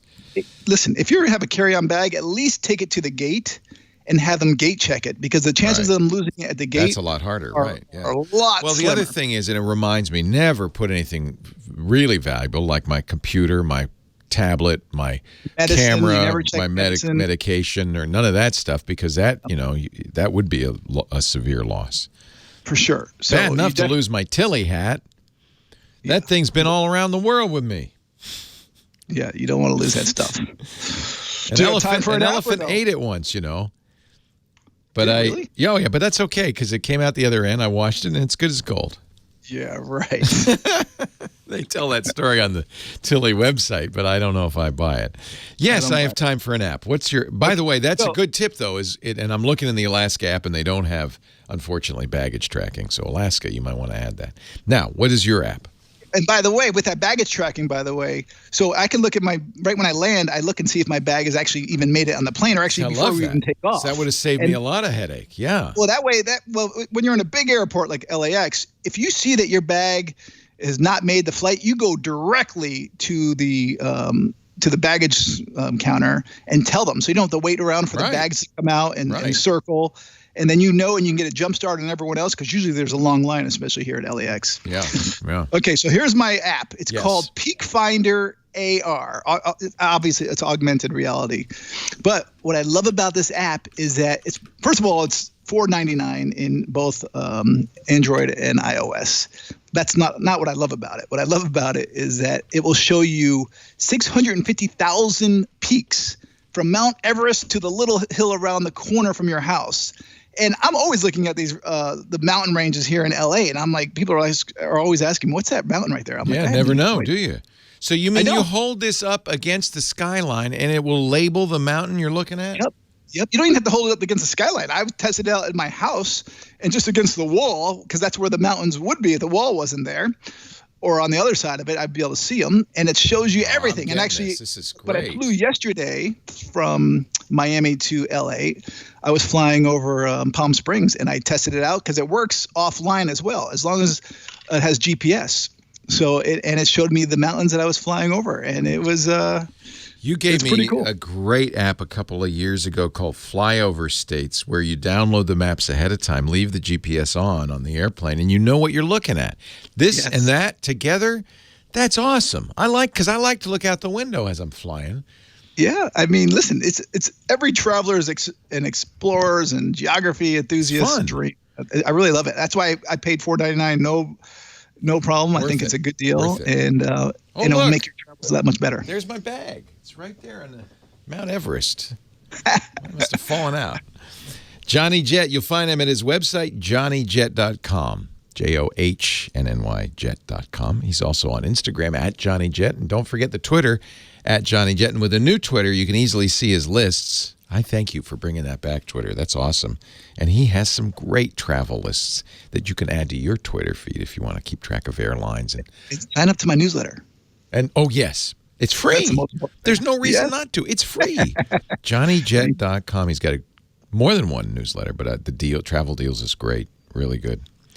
Thank you, JJ. Thank you. Welcome home. Hope you get your bag back tomorrow. Oh, I'm sure I will. I'm sure I will now. Leo Laporte, the tech guy.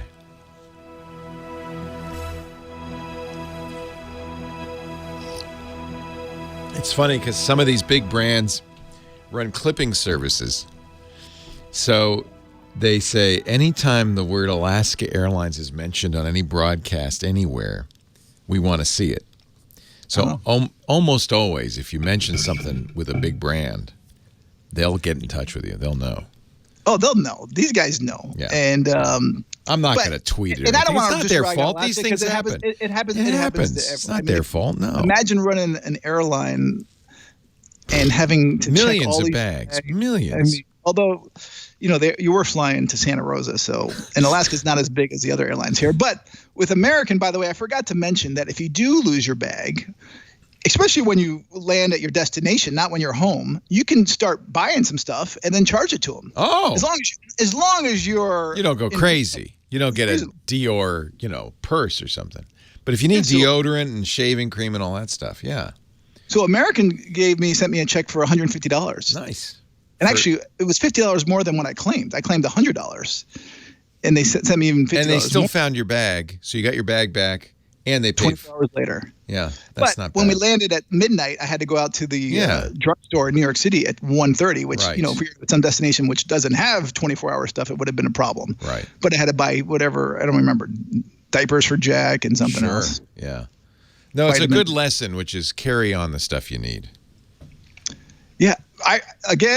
When I travel alone, I never check bags. And my wife and I used to just carry on around the world. But then once we had Jack, we bring like a U-Haul truck. Yeah, I know. Well, I know that all very, very well, Johnny. The diaper bag, all that stuff. Yeah, the car seats, you got it all. And you're gonna have two. You're gonna have twice as much. That's right. That's all right. Anyway, I hope you have a great week. And I'm sorry I missed you. Are you staying home this week or? You know what? I might go surprise my dad again. I'm looking at fares right now. Gosh, you're a good boy. I'm sure he really appreciates it. Oh, yeah. I'll have to send you the video of him being so shocked. And the problem is he can't see really well right now. And the meds kind of messed him up. So he didn't know it was me when he was looking at me. I was like, do you know who I am? He's like, no. I was like, we're related. He's like, how are we related? On my dad's side? My father's mother? That's cute. But he's still all there, right? He's feeling okay now. Although the meds have just kind of messed him up a little bit. Of course they have. Yeah. I'm sorry about that. But anyway. Okay. I did buy more Allbirds because I can't live without my Allbirds. Allbirds? Oh, man, I love my Allbirds. You are an Allbird type. I'm surprised you don't know those. Shoes? Wool shoes, yeah. Okay. I lost my Allbirds. I remember seeing a story about that. Actually, now that I think about it, there's thousands of dollars worth of fine goods in that bag. Well, they will only go up to a certain amount, and I got to look and see what Alaska's is. It's not much, probably. Yeah, no, that's fine. That's fine. I think it's up to 3,000, but they're never going to give you that much because you have to claim it all, prove. You have to have receipts. Mostly, I want the bag and the hat and my Allbirds. You'll get it back. No, I'll get it back. I know I will. I'm not worried about it. Thanks, Johnny. Take care. Leo Laporte, the tech guy. 8888 Ask Leo, the phone number. Manny, Greenwood, Louisiana. Hello, Manny. Hello, Leo. Greetings from the endless black ribbon we call highways and byways. Wow. Nice to talk to you. Yeah, I talked to you before. We talked about the little tiny hardware firewall, which I'm still using today. Do you like it? You got one? Oh, I love it. Oh, yeah, I did. I just recently sent it in to have it, the hardware updated, and got it back. And I didn't even know they did that. So they give you firmware updates. Yeah. Oh, that's nice. Yeah. Because for some reason you can't do it on your own, so you got to send it in, and they'll do it for you, and then they'll send it back to you. Awesome. So it's working fantastic. But listen, I'm curious about something here. You know, you always tell us not to click on unfamiliar emails, things you're not familiar with, and because they contain malware, phishing scams, and all that and the other. my question is, okay, these hackers and crackers, they're pretty sophisticated and have a big imagination as far as making these malware. How come the user has to click on it? Oh, they don't. Things to That's a good question. Sometimes you don't. So that's just one of many ways they can attack you. So here's the ultimate goal of any bad guy who wants to get on your machine. They need to get you to run a program. Now, if your machine, and you get Windows updates every month, right? Second Tuesday of the month. You get Mac updates often, Android and iOS updates frequently as well. Those updates, the security patches, are often fixing security errors that can cause you to can give bad guys the chance to run a program without your say-so, without a click. And so that's the thing that they're trying to patch right away. That's a real flaw. So, for instance, I'll give you an example. One that hit the iPhone. It was a problem with WhatsApp, the messaging program on the iPhone. And it turned out this had been a problem for some time, like years in WhatsApp. But it was possible to make a phone call to WhatsApp because, it can take phone calls. Right. And your WhatsApp account is attached to your phone number to make a WhatsApp phone call to your phone. Even if the phone wasn't answered, if nothing happened, nothing. Just make a phone call, hang up. That gave the bad guy access to everything in your iPhone. The first thing they do is they go into WhatsApp and they wipe out record of that call. So you'd have no way of knowing that you'd been hacked. Now, this was discovered because a dissident's phone was hacked this way by a nation state. These are the really serious security flaws, exploits we call them. They're sometimes called 0 days, which is that they're not known until they're finally exposed by having it happen. What happens is there's a very brisk business of security researchers looking for these flaws. If they find them, you hope they're good guys, and they'll call the company and say, "Hey, Apple, you got this problem," or "Hey, Facebook, you got this problem. Here's how it happens." Right. And they'll do that privately, and Facebook will fix it, and then push out a fix, and then maybe the word comes out that this thing happened. There's a bigger problem though. And there are a lot of these guys who make a lot of money selling them to companies. There's one called Zerodium that collects 0-day flaws and sell them to the highest bidder, which often is nation state, Saudi Arabia, North Korea, Russia. And so these guys can make, in fact, if you go to Zerodium, ZERODIUM.com, they call themselves the leading exploit acquisition platform for premium 0 days. They do this out in the public eye, and they say, "Well, we're very careful. We only sell it to governments." Okay, good. That narrows it down a lot. They're right now, July 15th, we're paying $100,000 plus for microTick router 0 days leading to pre-authentication RCE or authentication bypass. So what does that mean? Means they can hack this router without any intervention on the part of the owner, transparently, without authentication behind the scenes.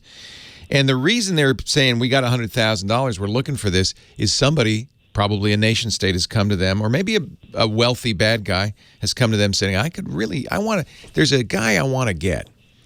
He's a newspaper editor. He's been writing editorials about us. We don't like him. There's a guy, I know he has a microTick router. If we could just get in, we could hack him. So there's a brisk business in that. So these things are floating around. Normally, if you keep your system patched, and I know you do because you listen to this show, so you regularly update your system, you probably aren't vulnerable to anything but a 0 day. A 0 day is like this WhatsApp flaw, a flaw that is discovered not by these security researchers and patched by the company, but is discovered out there in the open, out in the wild. And the first time we hear about it, somebody got bit by it. And that's what happened with this WhatsApp flaw. That was a 0 day. That's where you're really at risk because no one knew about it. There was no fix available for it. If you were targeted, you were bit. We don't know how many people were bit. We have no way of knowing. In fact, Apple makes this worse because they lock their phone down so well. Their security is so good that security researchers can't look at an iPhone and say, "Oh yeah, you were hacked." They can't tell. So I don't want to scare anybody. Chances are very good that unless you're a dissident, in Saudi Arabia or a big country where it's bad to be a dissident, you're probably okay because these are really big governments that are doing this. The bad guy hackers, the ones you and I are worried about and talking about, the ones that spread mass exploits, generally don't have access to 0 days. They're generally, I'll give you an example. The biggest problem right now is ransomware out there right now. Ransomware, of course, as you know, is a malware that gets on your network at work. It's maybe they send you an email, you open an attachment, it gets on your network and encrypts your data and then says, give me money if you ever want to see your data again. This has been a real problem lately. You've heard already there were 3 cities in Florida spent hundreds of thousands of dollars to get their data back. That we almost always hear as clicking because these ransomwares are going around. They've been the one that hit Florida and also hit Georgia is a well-known ransomware called Ryuk, R-Y-U-K. It's very well-known. Obviously, anything that can happen without your intervention has been patched by Microsoft and everybody else. But if the bad guy can get you to run a program, there's nothing Microsoft can do to stop you because it's always assumed that, well, you wanted to run a program. We can't stop you from running programs. You can have all the security software in the world. We can't stop you from running programs. So they usually send it in a phishing email. This is what you were talking about, which is aimed, in this case, aimed at you. The reason it's happened in city governments because you can go to a website and say, well, who's the city manager? Okay. Who's the controller? Okay. Who's a city council member? Okay. You get those names. They probably even have their email addresses on the website. Oh, this is easy. I'm going to send an email to the city comptroller from the city manager. I can make it look very realistic saying, hey, I just got this updated spreadsheet. These costs are going through the roof on this road repair. Can you open this and check? Are these numbers right? And the comptroller that's the city manager. That's my boss. He sent me a spreadsheet. It all makes sense. He opens it up, but it's not a spreadsheet. He's clicked that link. It opened up a file, and now he's got the entire city government is brought to its knees because it was malware. So that's how it happens. And that's why we have to be very careful about clicking links. But sometimes it can happen other ways. For instance, there was a flaw in Firefox, this browser I was singing the praises of just a little while ago. I love Firefox, but there was a flaw in Firefox that allowed any passwords stored in Firefox to be extracted by malware. And that can be a real problem. That's why I don't recommend using your browser as a password manager.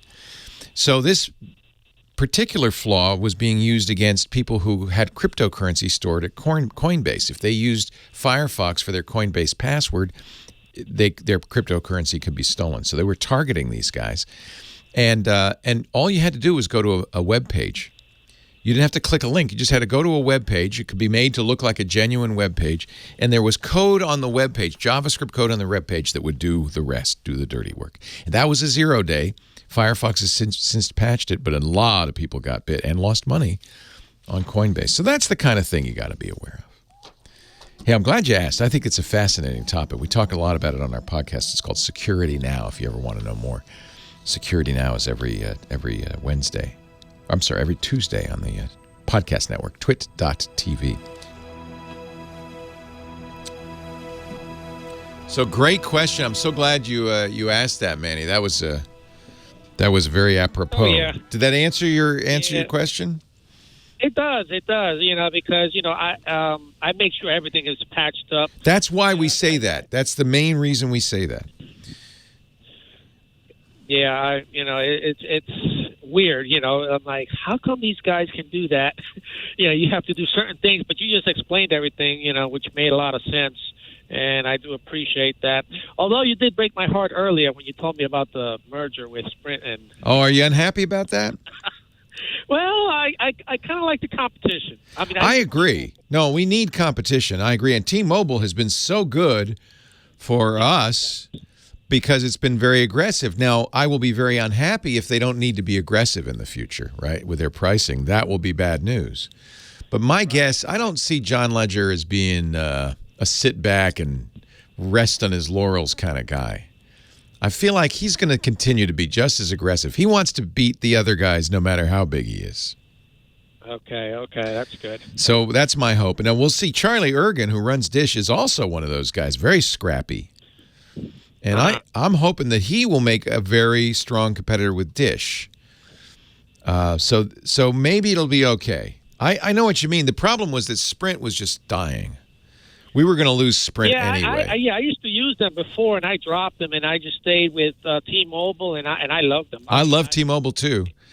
I was just, and I wasn't worried about T-Mobile. You know, the Deutsche Telekom is a parent company. They've got a lot of money, and SoftBank bought Sprint. SoftBank's putting a lot of money into Sprint, but I felt like Sprint was dying. This is when the government did the same thing. Remember with Sirius XM. That's right. Yep. Neither company, Sirius or XM, would have survived. These satellite radio companies couldn't survive on their own, so they had to merge. And that was a case where they made a monopoly, but there's enough competition in other places that it was okay. And I'm just hoping I think you're going to see a lot of competition for these companies. I think that the cell phone industry is about to change dramatically. Yeah, I think so too. It's just going to take a while for all those towers to get up there, I think. 5G, right. And I know that this is why the DOJ and I definitely why the FCC wanted this to go through, because they wanted these companies to really spend some money. And SoftBank was ready to spend billions of dollars. It just would have been a waste to spend it on Sprint. So I'm hoping that there'll be enough money in this to really roll out 5G, because that would be really great. Okay, Leo. Well, thanks a lot, my friend. I mean, I appreciate you very, very much. I try to shut down, wherever I am, in the country, just to listen to you. Watch you on the on the Twit TV here. So are you a driver, Manny? Yes, sir, I am. I drive coast to coast and border to border. Big old 18-wheeler. Oh yeah, I got 3 laptops. I got 2 tablets, 2 cell phones. So, I keep myself busy when I'm on my downtime. I talk to a lot of drivers. I think you guys, because you got a lot of time, are some of the biggest users of technology out there. And T-Mobile works for you all over the country. Oh, yeah, there are a few spots, I'll admit, and I have a Straight Talk as a backup. Straight Talk phone, which covers the dead spots. Is that an AT&T Straight Talk? Probably AT&T, huh? No, no. I think they use Sprint. They use AT&T. Exactly. Yeah. Yeah, and Verizon, all these other guys. Yeah. I always keep. I have a Google Fi, T-Mobile, Verizon, and an AT&T phone. You never know. Yeah. I don't travel as much as you do, though. Oh, I know. I travel so much. What kind of cargo you carry? Oh, just about anything. A lot of, whether it's pet food or groceries. You're independent? No. I work with a company right now. Nice. So, but they're good to me, and and I go all over the place. 360. My office, I can see everything. Where are you right now, Manny? Greenwood. Oh, you're in Louisiana. Is this your home base, or you're just there? No. I'm just here because I'm taking my break. Nice. And I started last night at 1 in the morning, and I'm taking my break now, and I'll start again. Where are you headed? I'm going to Pensacola, Louisiana, for Monday morning. Have a great time. I hope you get some crawfish. Okay, that sounds good. That's real good. Take care. All right, Manny. All right, see ya. Again. Bye-bye. Well, hey, how are you today? Leo Laporte here, the tech guy. Time to talk computers, the internet, home theater, digital photography, smartphones, smart watches, all that jazz. 8888 Ask Leo, the phone number, 888-827-5536. That's toll-free from anywhere in the U.S. or Canada. If you're outside that area, you can still reach me using Skype out. One of the most interesting things about this T-Mobile Sprint merger I thought was very surprising is the DOJ, the Department of Justice, is going to require that the new combined company support something called an eSIM, an electronic SIM card. You've probably, maybe you haven't, but maybe you have. There's a little slot on most phones that you can pop it out, and there's a little electronic circuit board in there, the SIM card. And that thing gives the phone its personality, its phone number. That's how the company knows it's a legit phone on their network. But we don't really need a physical SIM card or a SIM slot. And so we're going to start seeing phones that don't use SIM cards. That makes this is actually good for you as a consumer, because one of the problems with SIM cards is that if you wanted to switch carriers, you had to take out the old card, put in a new one, which has been a trip to the carrier store or somebody emailing you. So eSIMs, as long as they don't get locked down, Apple's used eSIMs, and sometimes the carriers will actually lock them down. But as long as they don't lock them down, your eSIM will make it very easy for you to have an unlocked phone, won't be carrier locked, and switch carriers, which is a good thing. And I think this is why the FCC and the DOJ required this of this Sprint T-Mobile merger, because that is another good thing for competition, right? Make it easy to switch from one carrier to another.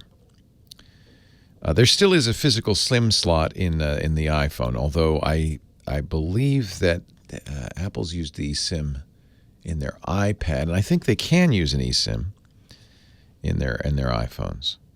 So the iPad Pro, the Apple Watch have eSIMs. You can't put a SIM in your Apple Watch. That wouldn't make any sense. And the new iPhone XS and XS Max. I think most phone manufacturers will probably move to eSIMs soon. As I remember, the Google Pixel phones, the Pixel 2 and 3 also supported eSIMs. Imagine buying a laptop with an eSIM.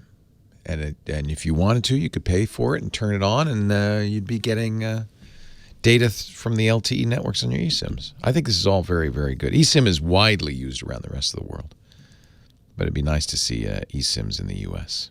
And that's one of the things this merger will do. Terry, Greenville, Tennessee. Leo Laporte, the tech guy. Hi, Terry. Hello, Leo. How are you? I'm great. How are you? Well, I'm doing okay. Traveling today, and I thought I've been listening to you since 9 o'clock this morning. Holy moly! Are you sick of me yet? Not yet, but I usually listen to you while I travel. But I've got a laptop.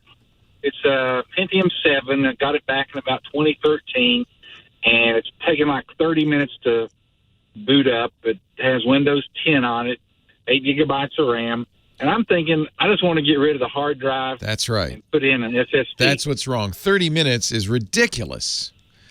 And usually it's a sign that hard drive is dying.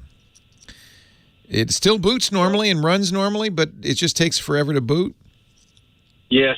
Yeah. I was afraid to do taxes on it this year, so I went out and bought a cheap laptop just so I could do my taxes. But this is a Pentium 7, and it should be fast enough. Yeah, it should be fast enough. I would go out and get an SSD. Some laptops are harder than others to do that with. What kind of laptop is it? It's a Dell Inspiron. Yeah, that should be pretty easy to open up.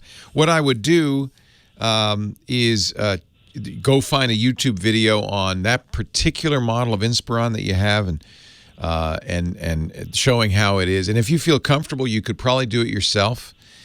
You're going to want to go to somewhere where they sell an appropriate model of a SSD. Some SSDs are in the same form factor as the laptop's hard drive. That's for maximum compatibility. They use a SATA connection and all that. And those are easy to swap in and out. But some SSDs are on DIMMs, on memory sticks. Obviously, if your laptop has an HD, you're not going to get that kind. So you want to get the kind that will work with your particular laptop. It's a terabyte hard drive of some sort. Yeah, and that's the other sort of drawback to SSDs. They tend to be more expensive per gigabyte than HDs. But I'll tell you what, the benefit of the speed is so dramatic. First of all, your hard drive is probably dying. That's why the boot time shouldn't be more than a minute. The 30 minutes is ridiculous. So that means your hard drive's probably dying. And how old is it? About 2013. Yeah, that's about right. 5-6 years, it starts to, they start to fail at a fairly high clip. Sometimes they'll last a lot longer, but sometimes last shorter. So, yeah, about 6 years. Yeah, I wouldn't be surprised you need a new hard drive. So SSD should fix that problem. Now, remember, you're going to want to copy everything off the old HD and then put it on the new SSD. That's what I'm confused. How do I get an operating system on it? And do I have to put a terabyte in? Can I? No, you don't. You don't have to put a terabyte in. Is it a Windows 10 machine? Yes. Okay. That makes it very easy because Microsoft has changed the way you install Windows. Remember, you used to have to install it with a serial number. Nowadays, once a machine, any computer has had Windows 10 installed and running and authenticated on it, then you can put in a whole new hard drive and install Windows 10 at no cost, and it'll authenticate and run just fine. So how do you install it without there being a... You're going to install it from a USB key. Now, your laptop is older. It probably will boot to USB. You want to make sure it will before you do this. You'll be going into the setup and changing the boot order. Make sure it looks at the USB connector before it looks at the hard drive. And then you can go to Microsoft. Microsoft has something called the Media Creation Tool for Windows 10. If you just Google Microsoft Windows 10 Media Creation Tool, you'll find the page. It's pretty quick. And you actually download a file. You can do it on your existing machine right now, burn it or copy it, and you'll have to do it in a special way. Follow their instructions to the USB key. You'll be using a tool like Rufus, which makes it a bootable USB key. Then you reboot the machine with the USB key and make sure it boots to that, and it'll boot up the Windows installer from the USB key. So you don't even need anything in the hard drive slot to do that. So I guess the best way to do this would be when you go out and buy this SSD, buy an external drive controller, a USB drive controller that you could put the old drive in. You're not going to want to keep that old drive for very long because, frankly, it sounds like it's dying. But at least in order to copy the data off of it. So you're going to get an external USB connector for that old drive. Put the new drive in. The data's backed up to good man. One cloud and on a hard drive. Oh, good man. So you're good. You don't even have to worry about it. Get the USB installer, put it on a USB key. You'll need a USB key of 16 gigabytes or higher, which is usually pretty cheap. And then you'll just install Windows on that machine and then restore from your backup. And by the way, everything should run a lot better at that point. You'll have to reinstall applications. You can't really back up applications very well. Well, yeah, I've got a Microsoft Office subscription, so that makes it easy. Deactivate that one and reactivate the new one. Yeah, that makes it very easy. This is going to refresh the computer to the point you're probably going to say, "Wow, it's like having a brand new computer." You're going to be very happy. I'll give my wife the new one and keep that one then. Yeah, yeah, sure. You already have a new computer. This should be very nice for you. And as I mentioned, the hard drive prices are a little bit lower than the SSD prices, but SSD prices have dropped down now to below 10 cents a gigabyte. So you should be able to get, if you wanted a terabyte drive, you should be able to get one under $200. But you could put a half gig in as long as you're not currently filling up that existing drive, right? It's probably within 100 gigabytes. Well, I mean, maybe you'll want a terabyte unless you know there's stuff you can get rid of. That's probably what I'm going to do. I'm just going to leave that one with the Office suite and some basics like that on it. It's always, again, I should really say this more often, always best to install the least amount of software possible because every program you put on there can add security issues, can add reliability issues. If you don't need it, don't install it. And that's one of the main reasons doing this is actually going to make everything faster. Not just a faster drive, but less junk on your computer. Okay. All right. Well, it sounds like it's doable. All right. Have fun. You're going to love it. You're going to be amazed. You're going to go from a boot time of 30 minutes to less than 30 seconds. It makes it a whole lot more usable. 8888 Ask Leo. That's the phone number. Leo Laporte, the tech guy. We got more of your calls coming up. Just a bit. Don't forget that website, techguylabs.com. Leo Laporte, the tech guy. 8888 Ask Leo, the phone number. Let's go to Halifax, Nova Scotia. Dan's on the line. Hi, Dan. Hey, Leo. Good to talk to you. Nice to talk to you. What's the weather like in Halifax? About 26 degrees Celsius and about 35 with the humidity right now. Perfect weather. Sounds lovely. Long time, first time. Well, I'm glad to get you on the air here. Thank you for calling. Perfect. I've got a question about home automation and IoT things. Yes. So I suppose I just said Internet of Things. It's a little redundant, yeah. PIN number.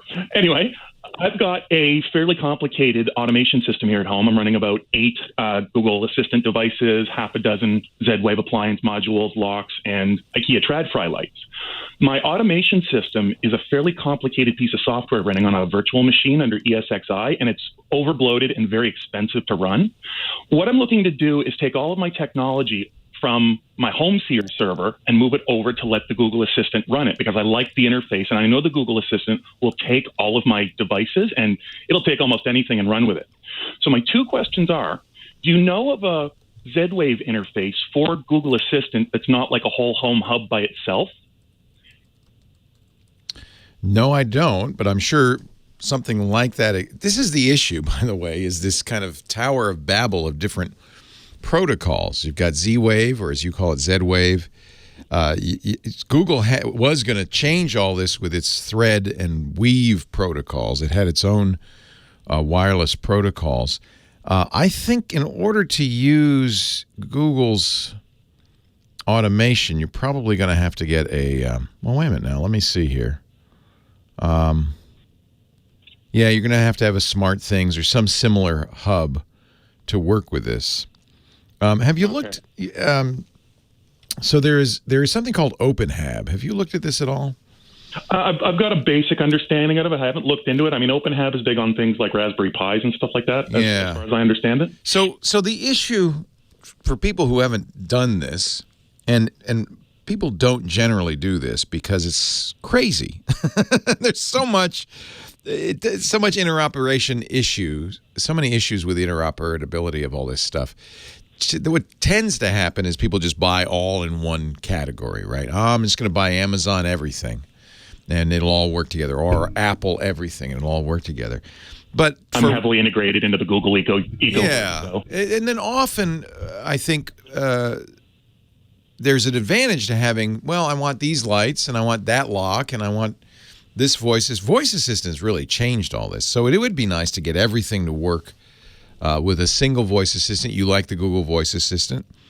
Google has absorbed the Nest stuff into their Google verse. I have a Nest as well, yeah. Yeah. So that all works pretty well. I don't know what hub I would recommend to get the Z-Wave stuff working with it. The only reason I mention OpenHab is because unlike all these companies, notice I'm saying a lot of brand names, and they all have this kind of incentive to silo what they're doing. So Apple wants you just to buy Apple stuff. Google wants you to buy just Google stuff. Amazon, just Amazon stuff. And they don't seem to have as strong an interest in interoperability as the rest of us do and should, obviously. OpenHab is an open source smart home platform that is going to be much better at kind of cross-platform operations, working with everything. But you're right, you have to have a computer, which a lot of people use a Raspberry Pi, but you can use a Synology or even... I have an issue using technology like that because, I mean, Samsung Smart Things, I know the Smart Things hub actually had a bug in it or a security problem. Well, that's the other issue, right. Yeah. Well, and of course, Google bought one smart home assistant a couple of years ago. They used to, I forget the name of it, they used to call it the little tub of hummus, and they completely killed it to the point where when they took down the servers, it bricked all the devices. That's right. That's right. I'm trying to remember the name, but yeah, that was a terrible thing, and Google deserves some heat for that. I'd love to have the Google Assistant controlling everything, and it does about 90% of what I want it to do, but like little niggling things like HomeSeer has the ability to turn your lights on and off based on dawn and dusk times, right? Whereas the Assistant doesn't have that kind of functionality. And I was hoping to see if I could get the Assistant to do everything, but you're thinking I'd be better off with a... Well, I'm not saying that. I'm just not an expert on it. I'm not sure what people... my friend Stacy Higginbotham, who does the Stacy on IoT websites, and she's great, and she's also got a podcast, the IoT Cast, and she's kind of the expert on this. She likes the Google stuff, but that's her chief problem with it is that it doesn't interoperate as well with Zigbee and Z-Wave, and it's the same reason she's not crazy about Amazon's Echo stuff, because it's Zigbee but not Z-Wave. Google wants to do its own protocol, which is complicated. So she uses a Wink hub, and I think she's very happy with that. So that will allow her to use Z-Wave, as you call it. Canadianism. No, I prefer it. Z is very confusing, and I would say Z, but all the Americans in our audience are going, who is this Z he's talking of? So Z-Wave and Zigbee, which are the most common protocols, Google is less incented to support. They want everybody to use Thread, their protocol, because they want everybody to use their stuff exclusively. And I don't think that's good for users. So I think you're going to need a hub. She says that's how she does the Zigbee and Z-Wave stuff, is with her Wink Hub. I know others use Samsung Smart Things. You're exactly right. Security becomes an issue as you add devices. You have to keep them all up to date and make sure that they're patched. I think Samsung, because they are such a big company, has a strong incentive in keeping Smart Things up to date and patched. And there's a lot to be said for that. Yeah, and Home Sphere is great because I've got it running on a Windows 2012 or Windows Server 2012. So I've got my security at the front end, and I've got a separate IoT Wi-Fi network for everything that nobody else surfs on. Right. So, and then you have this problem of Google absorbing Nest and now killing the Nest servers, which is going to make it an even more unpredictable environment going forward. Google has the attention span of a gnat.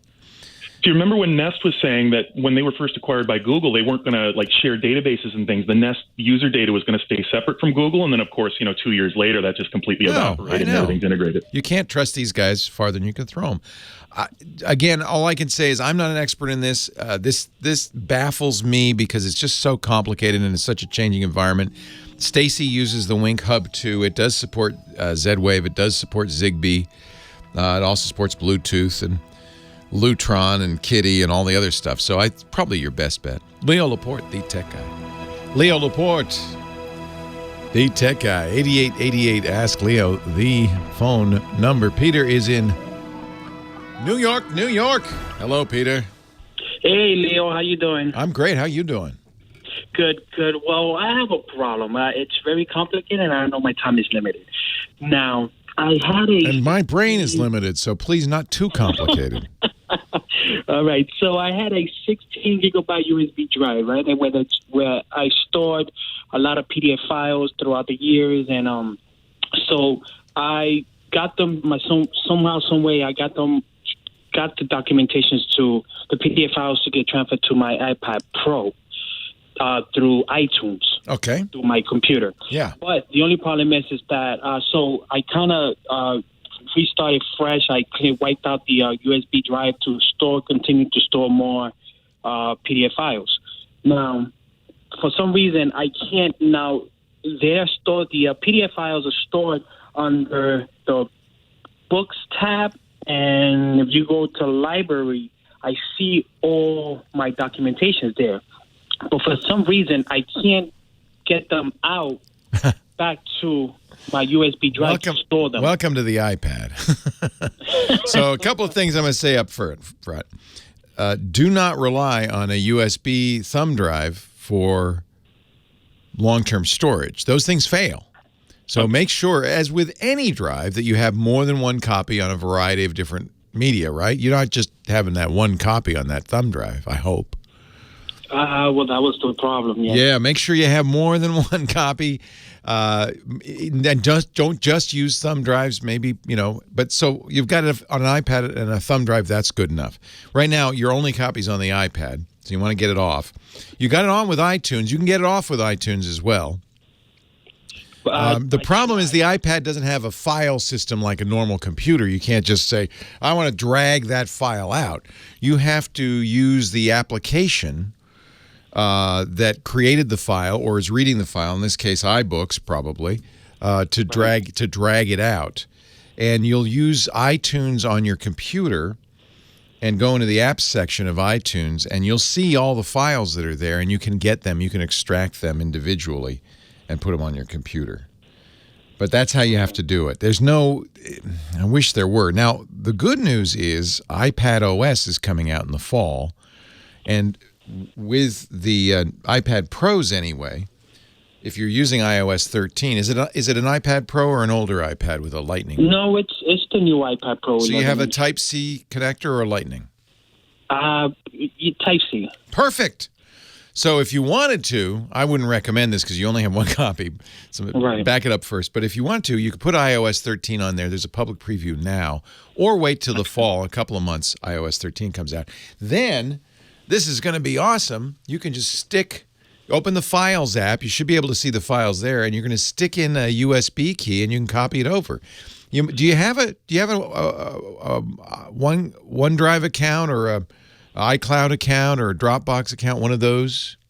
No, I have an iCloud account. iCloud? You might be able to copy it to your iCloud using Apple's Files app. even before you go to iOS 13.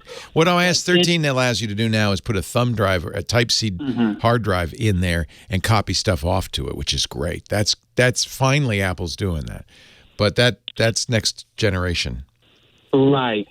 But the problem is that the files did not go into the iCloud Drive. So you can't open them up? Books. Yeah, you can't. Can you open them up on the iPad?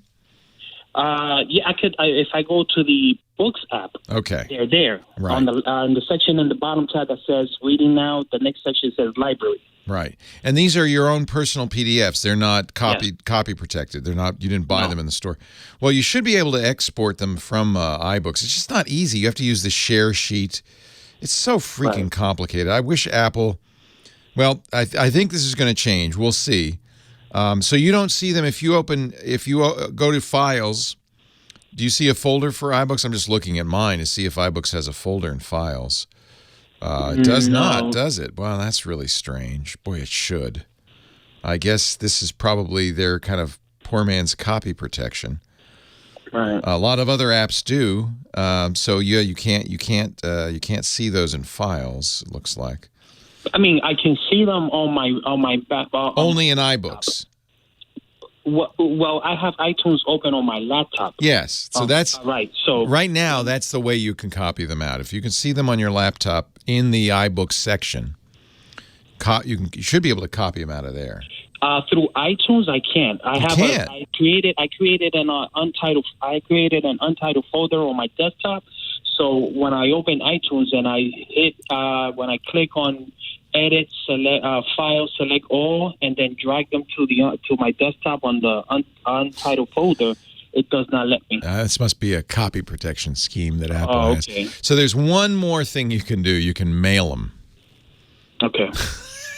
So go into iBooks, go to the share button, the box with the upward arrow. And that's going to tell you what you can do. And actually, I'm looking at mine, and you're right. I can print it or I can mail it. I don't see anywhere to save it or to put it in files or anything else. And I'm looking at a PDF I put in there. It's not a book. So, I could see with a book they don't want people to, copy it, but this is a PDF. I keep all my PDFs in iBooks. It's a really convenient way of storing your PDFs so that you can read them at your convenience. Right. But if they won't let you get it out of there, come on, Apple. Now I'm about to lose all those files. Well, you haven't lost them. They're still there. You can read them now, right? Yes. So the question is, how do we get them out of the library? And boy, it seems. So you think I should upgrade to iOS 13? Okay, I'm looking. Okay, here's one more thing to do. Okay. Go into the library for your iBooks, and underneath each PDF, there's those 3 dots, right? And I see download also as an option. Well, let me see, though, what that does. Does that actually make it? Well, I can share the PDF, and it looks like I can save it to files. So if that 3 dot, this is crazy, and this is all because Apple. See, the problem is we come to this having used computers expecting a file system. And we know there's a file system there. But Apple has decided for the iPad, it's too complicated. We don't want anybody to see files. So we're just going to pretend that things only exist kind of in this app environment. Everything's app-centric. So it looks like if you go to library and you have a PDF, you can share the PDF using the share sheet, and it looks like I can share it to a variety of things, including save it to files. Once you've got it in files, then you should be able to upload it to your iCloud. You should be able to, once iOS 13 comes out, copy it to a USB stick just by plugging into the Type-C port. So this is you just gotta have to think like Apple thinks, right? Not like a computer user.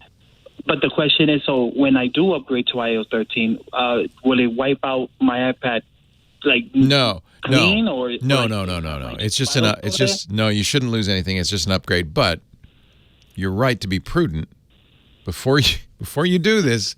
Back that whole thing up, and you can back everything up if you connect it to your computer. At least do that. In fact, I would do that before you do anything else. Then go into iBooks, go to the library, share that PDF, and you could share it to files, you could share it to iCloud, you could share it to Dropbox, you could share it to other places. Do that because you don't want to lose those, right? Right. Multiple copies is always the key on backup. So I was doing it now, but the only problem is that it only lets you save one PDF at a time. You can't do multiples. No, you have to do them one at a time. What do you want? What do you want, man? Yeah, sorry. How many do you have? It's about 600. Oh, man. Leo Laporte, the tech guy. No, 600? Yes. Oh, man. Okay. Boy. Yeah, I don't see any way of multiple selections. You got to do it one at a time. Right. Oh, man, that sucks. I would. Oy. So when you open iBooks in iTunes on your computer, right, you don't see a way of syncing those files to your computer?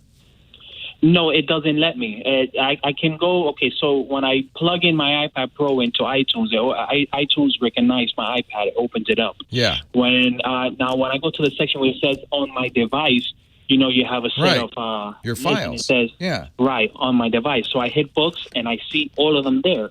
But when I select file, select all, you go to select, edit, select all, and then I'm trying to drag them into my desktop folder, untitled folder. It won't let me.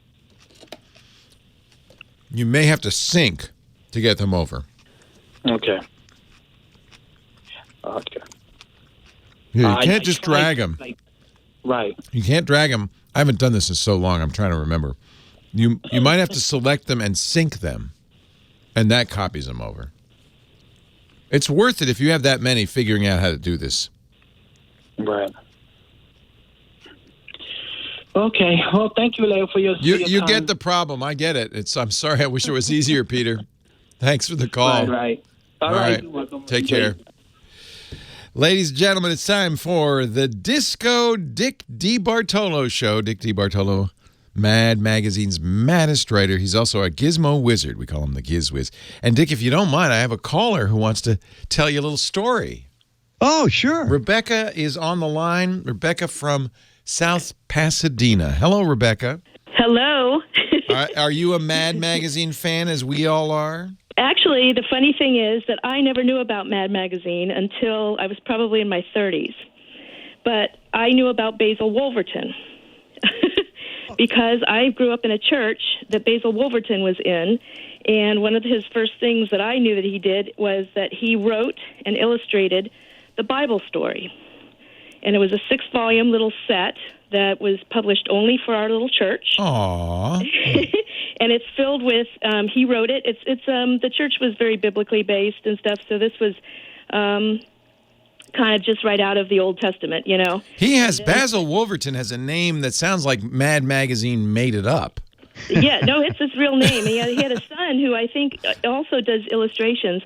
But Basil Wolverton's illustrations are all throughout these little books. I just pulled them out before I called to get a better. They were written in 19. I can't imagine because he has this kind of crazy, a very weird style. I can't imagine Bible stories with these crazy characters. Yes, it's great. So there are all kinds of things. Like when the flood's happening and the water's pouring down and the faces on these people, and like in the old the Egyptian plagues, so the people with the boils all over their faces. Oh man, they must. We read these as a family. We read these. My dad would read them to us.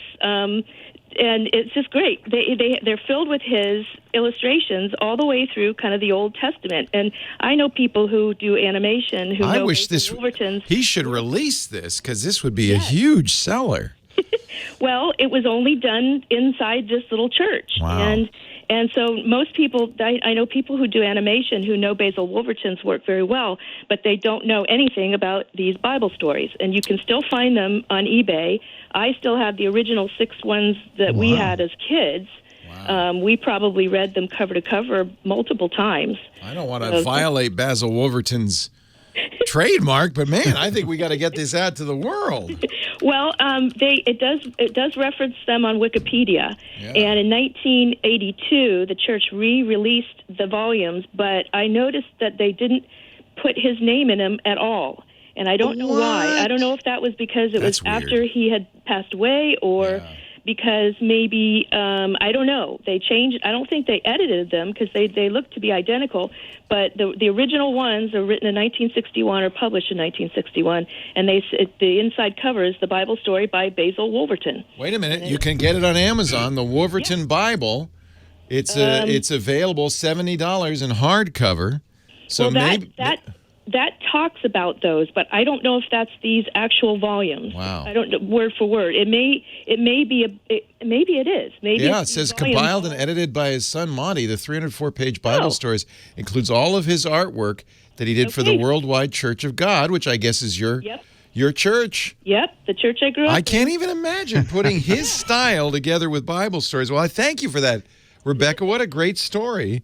Dick, did you know Wolverton? I didn't know him. I know his work, and I know it has appeared in Mad. I suspect the church said, did you ever think about stopping this and going to Mad Magazine? It looks he's quite a character. I mean, he did stuff for Weird Stories and other things. Yes, I went to an exhibit of his down in the village. Really weird stuff, but it's great fun. Well, thank you. What a great story, Rebecca. Thank you. And I'm going to have to buy this book now. It sounds really cool. That's a Bible like you've never seen it before. Yeah, exactly.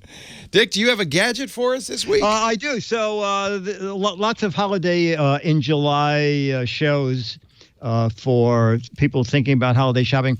Keurig is coming out with 3 new machines that I think we use Keurigs clever. at work. I like them. I'm drinking some right now because unlike most work coffee setups, you don't get burned coffee. You make each cup fresh.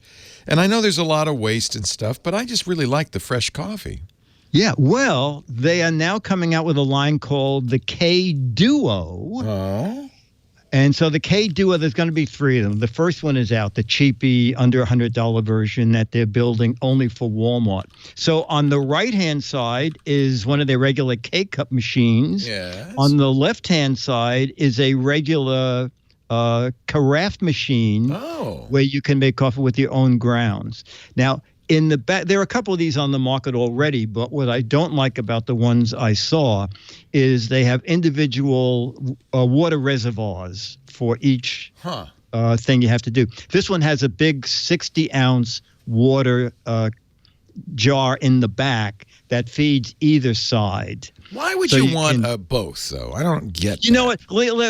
When I'm in a hurry, I get up, I make a quick K-Cup, and I go. Right. If I'm going to lounge around... you might want to have a pot so you can drink more. I make a pot of coffee and drink it, over an hour or so. So this way, and I do have a K-Cup machine and a compressor machine sitting side by side. This is a way in a smaller space to have 2 in 1. So in the next month to 6 weeks, the second version will be out. The bare bones version has no clock in it, so you can't preset it for making coffee in the morning. The second one is just called the K-Duo. Will have a clock and do all those things. It has pause and brew, when you pull the coffee pot out, it stops the coffee from dripping while you grab a cup. And then they're coming out with a very high-tech version, all the same features, but that's going to be over $200. So I think the mid-size machine for me is the way to go. Do you recycle your K-Cups? What do we do about that? You know what? I don't. I try to buy the ones that are recyclable that if you bury them. Compost. Yeah. Exactly. Because that's the only negative. But I guess I could take them down Riverside Park and compost them myself. But you could build a little play structure for the children. Oh, that would be good. They'd enjoy that. That would be good. K-Cup jungle gym. Dick DeBartolo is Mad's maddest writer for at least a few more months. Gizwiz.biz is his website, gizwiz.biz. Okay, I just have a throw in quick. Dan DiDio, co-publisher of Mad Magazine at the San Diego Comic-Con, said that we're going to do something. We're not sure what it is, but we're going to do something, and that Mad is not dead. So let's petition I think they were AT&T. taken aback by people love Mad. And you can't kill something that is so kind of culturally important for our society. Well, wait, don't brand us with that. Oh, I'm sorry. I didn't mean to imply that you had any value. Oh, I apologize for that. Thank Dick's webcast is gizwiz.tv, his radio show or whatever. It's a podcast, right? Podcast, video. Yeah, video. I don't know what they call them anymore. All I know is they're hot, and Dick is doing it at gizwiz.tv with Chad Johnson. And, of course, if you go to the GizWiz website, the main site, gizwiz.biz, you could play the What the Heck Is It contest for a chance to win an autographed Mad magazine. Get them while they last. And I understand you sold a few Good Days and Mad Thanks books. to you, I sold 15 copies. They haven't started sending them back yet, so far I'm ahead. Well, kind of better rush then, because Dick has a few boxes, but it sounds like they're moving fast. So if you don't have the copy of that great history of Mad Magazine, what a nice way to celebrate what an important, life-changing publication that is perhaps going to survive, but perhaps not. Gizwiz.biz. Thank you, Dickie D. Hey, thank you, buddy. I'll see you next week. Next week. Thanks to Big Pee Wee, our musical director. Thanks to Kim Schaffer. She's answering the phones. Thanks most of all to you for joining me. We're going to be back next time. I hope you will too. Leo Laporte, the tech guy. Oh, don't forget all the answers at techguylabs.com. It's free. Have a great Geek Week. See you next time. Bye-bye. Well, that's it for the Tech Guy Show for today. Thank you so much for being here. And don't forget, TWIT, T-W-I-T. It stands for This Week in Tech, and you'll find it at twit.tv, including the podcasts for this show. We talk about Windows on Windows Weekly, Macintosh on Mac Break Weekly, iPads, iPhones, Apple Watches on iOS Today, security on Security Now. I mean, I can go on and on and on. And, of course, the big show every Sunday afternoon, This Week in Tech. You'll find it all at twit.tv. And I'll be back next week with another great Tech Guys show. Thanks for joining me. We'll see you next time.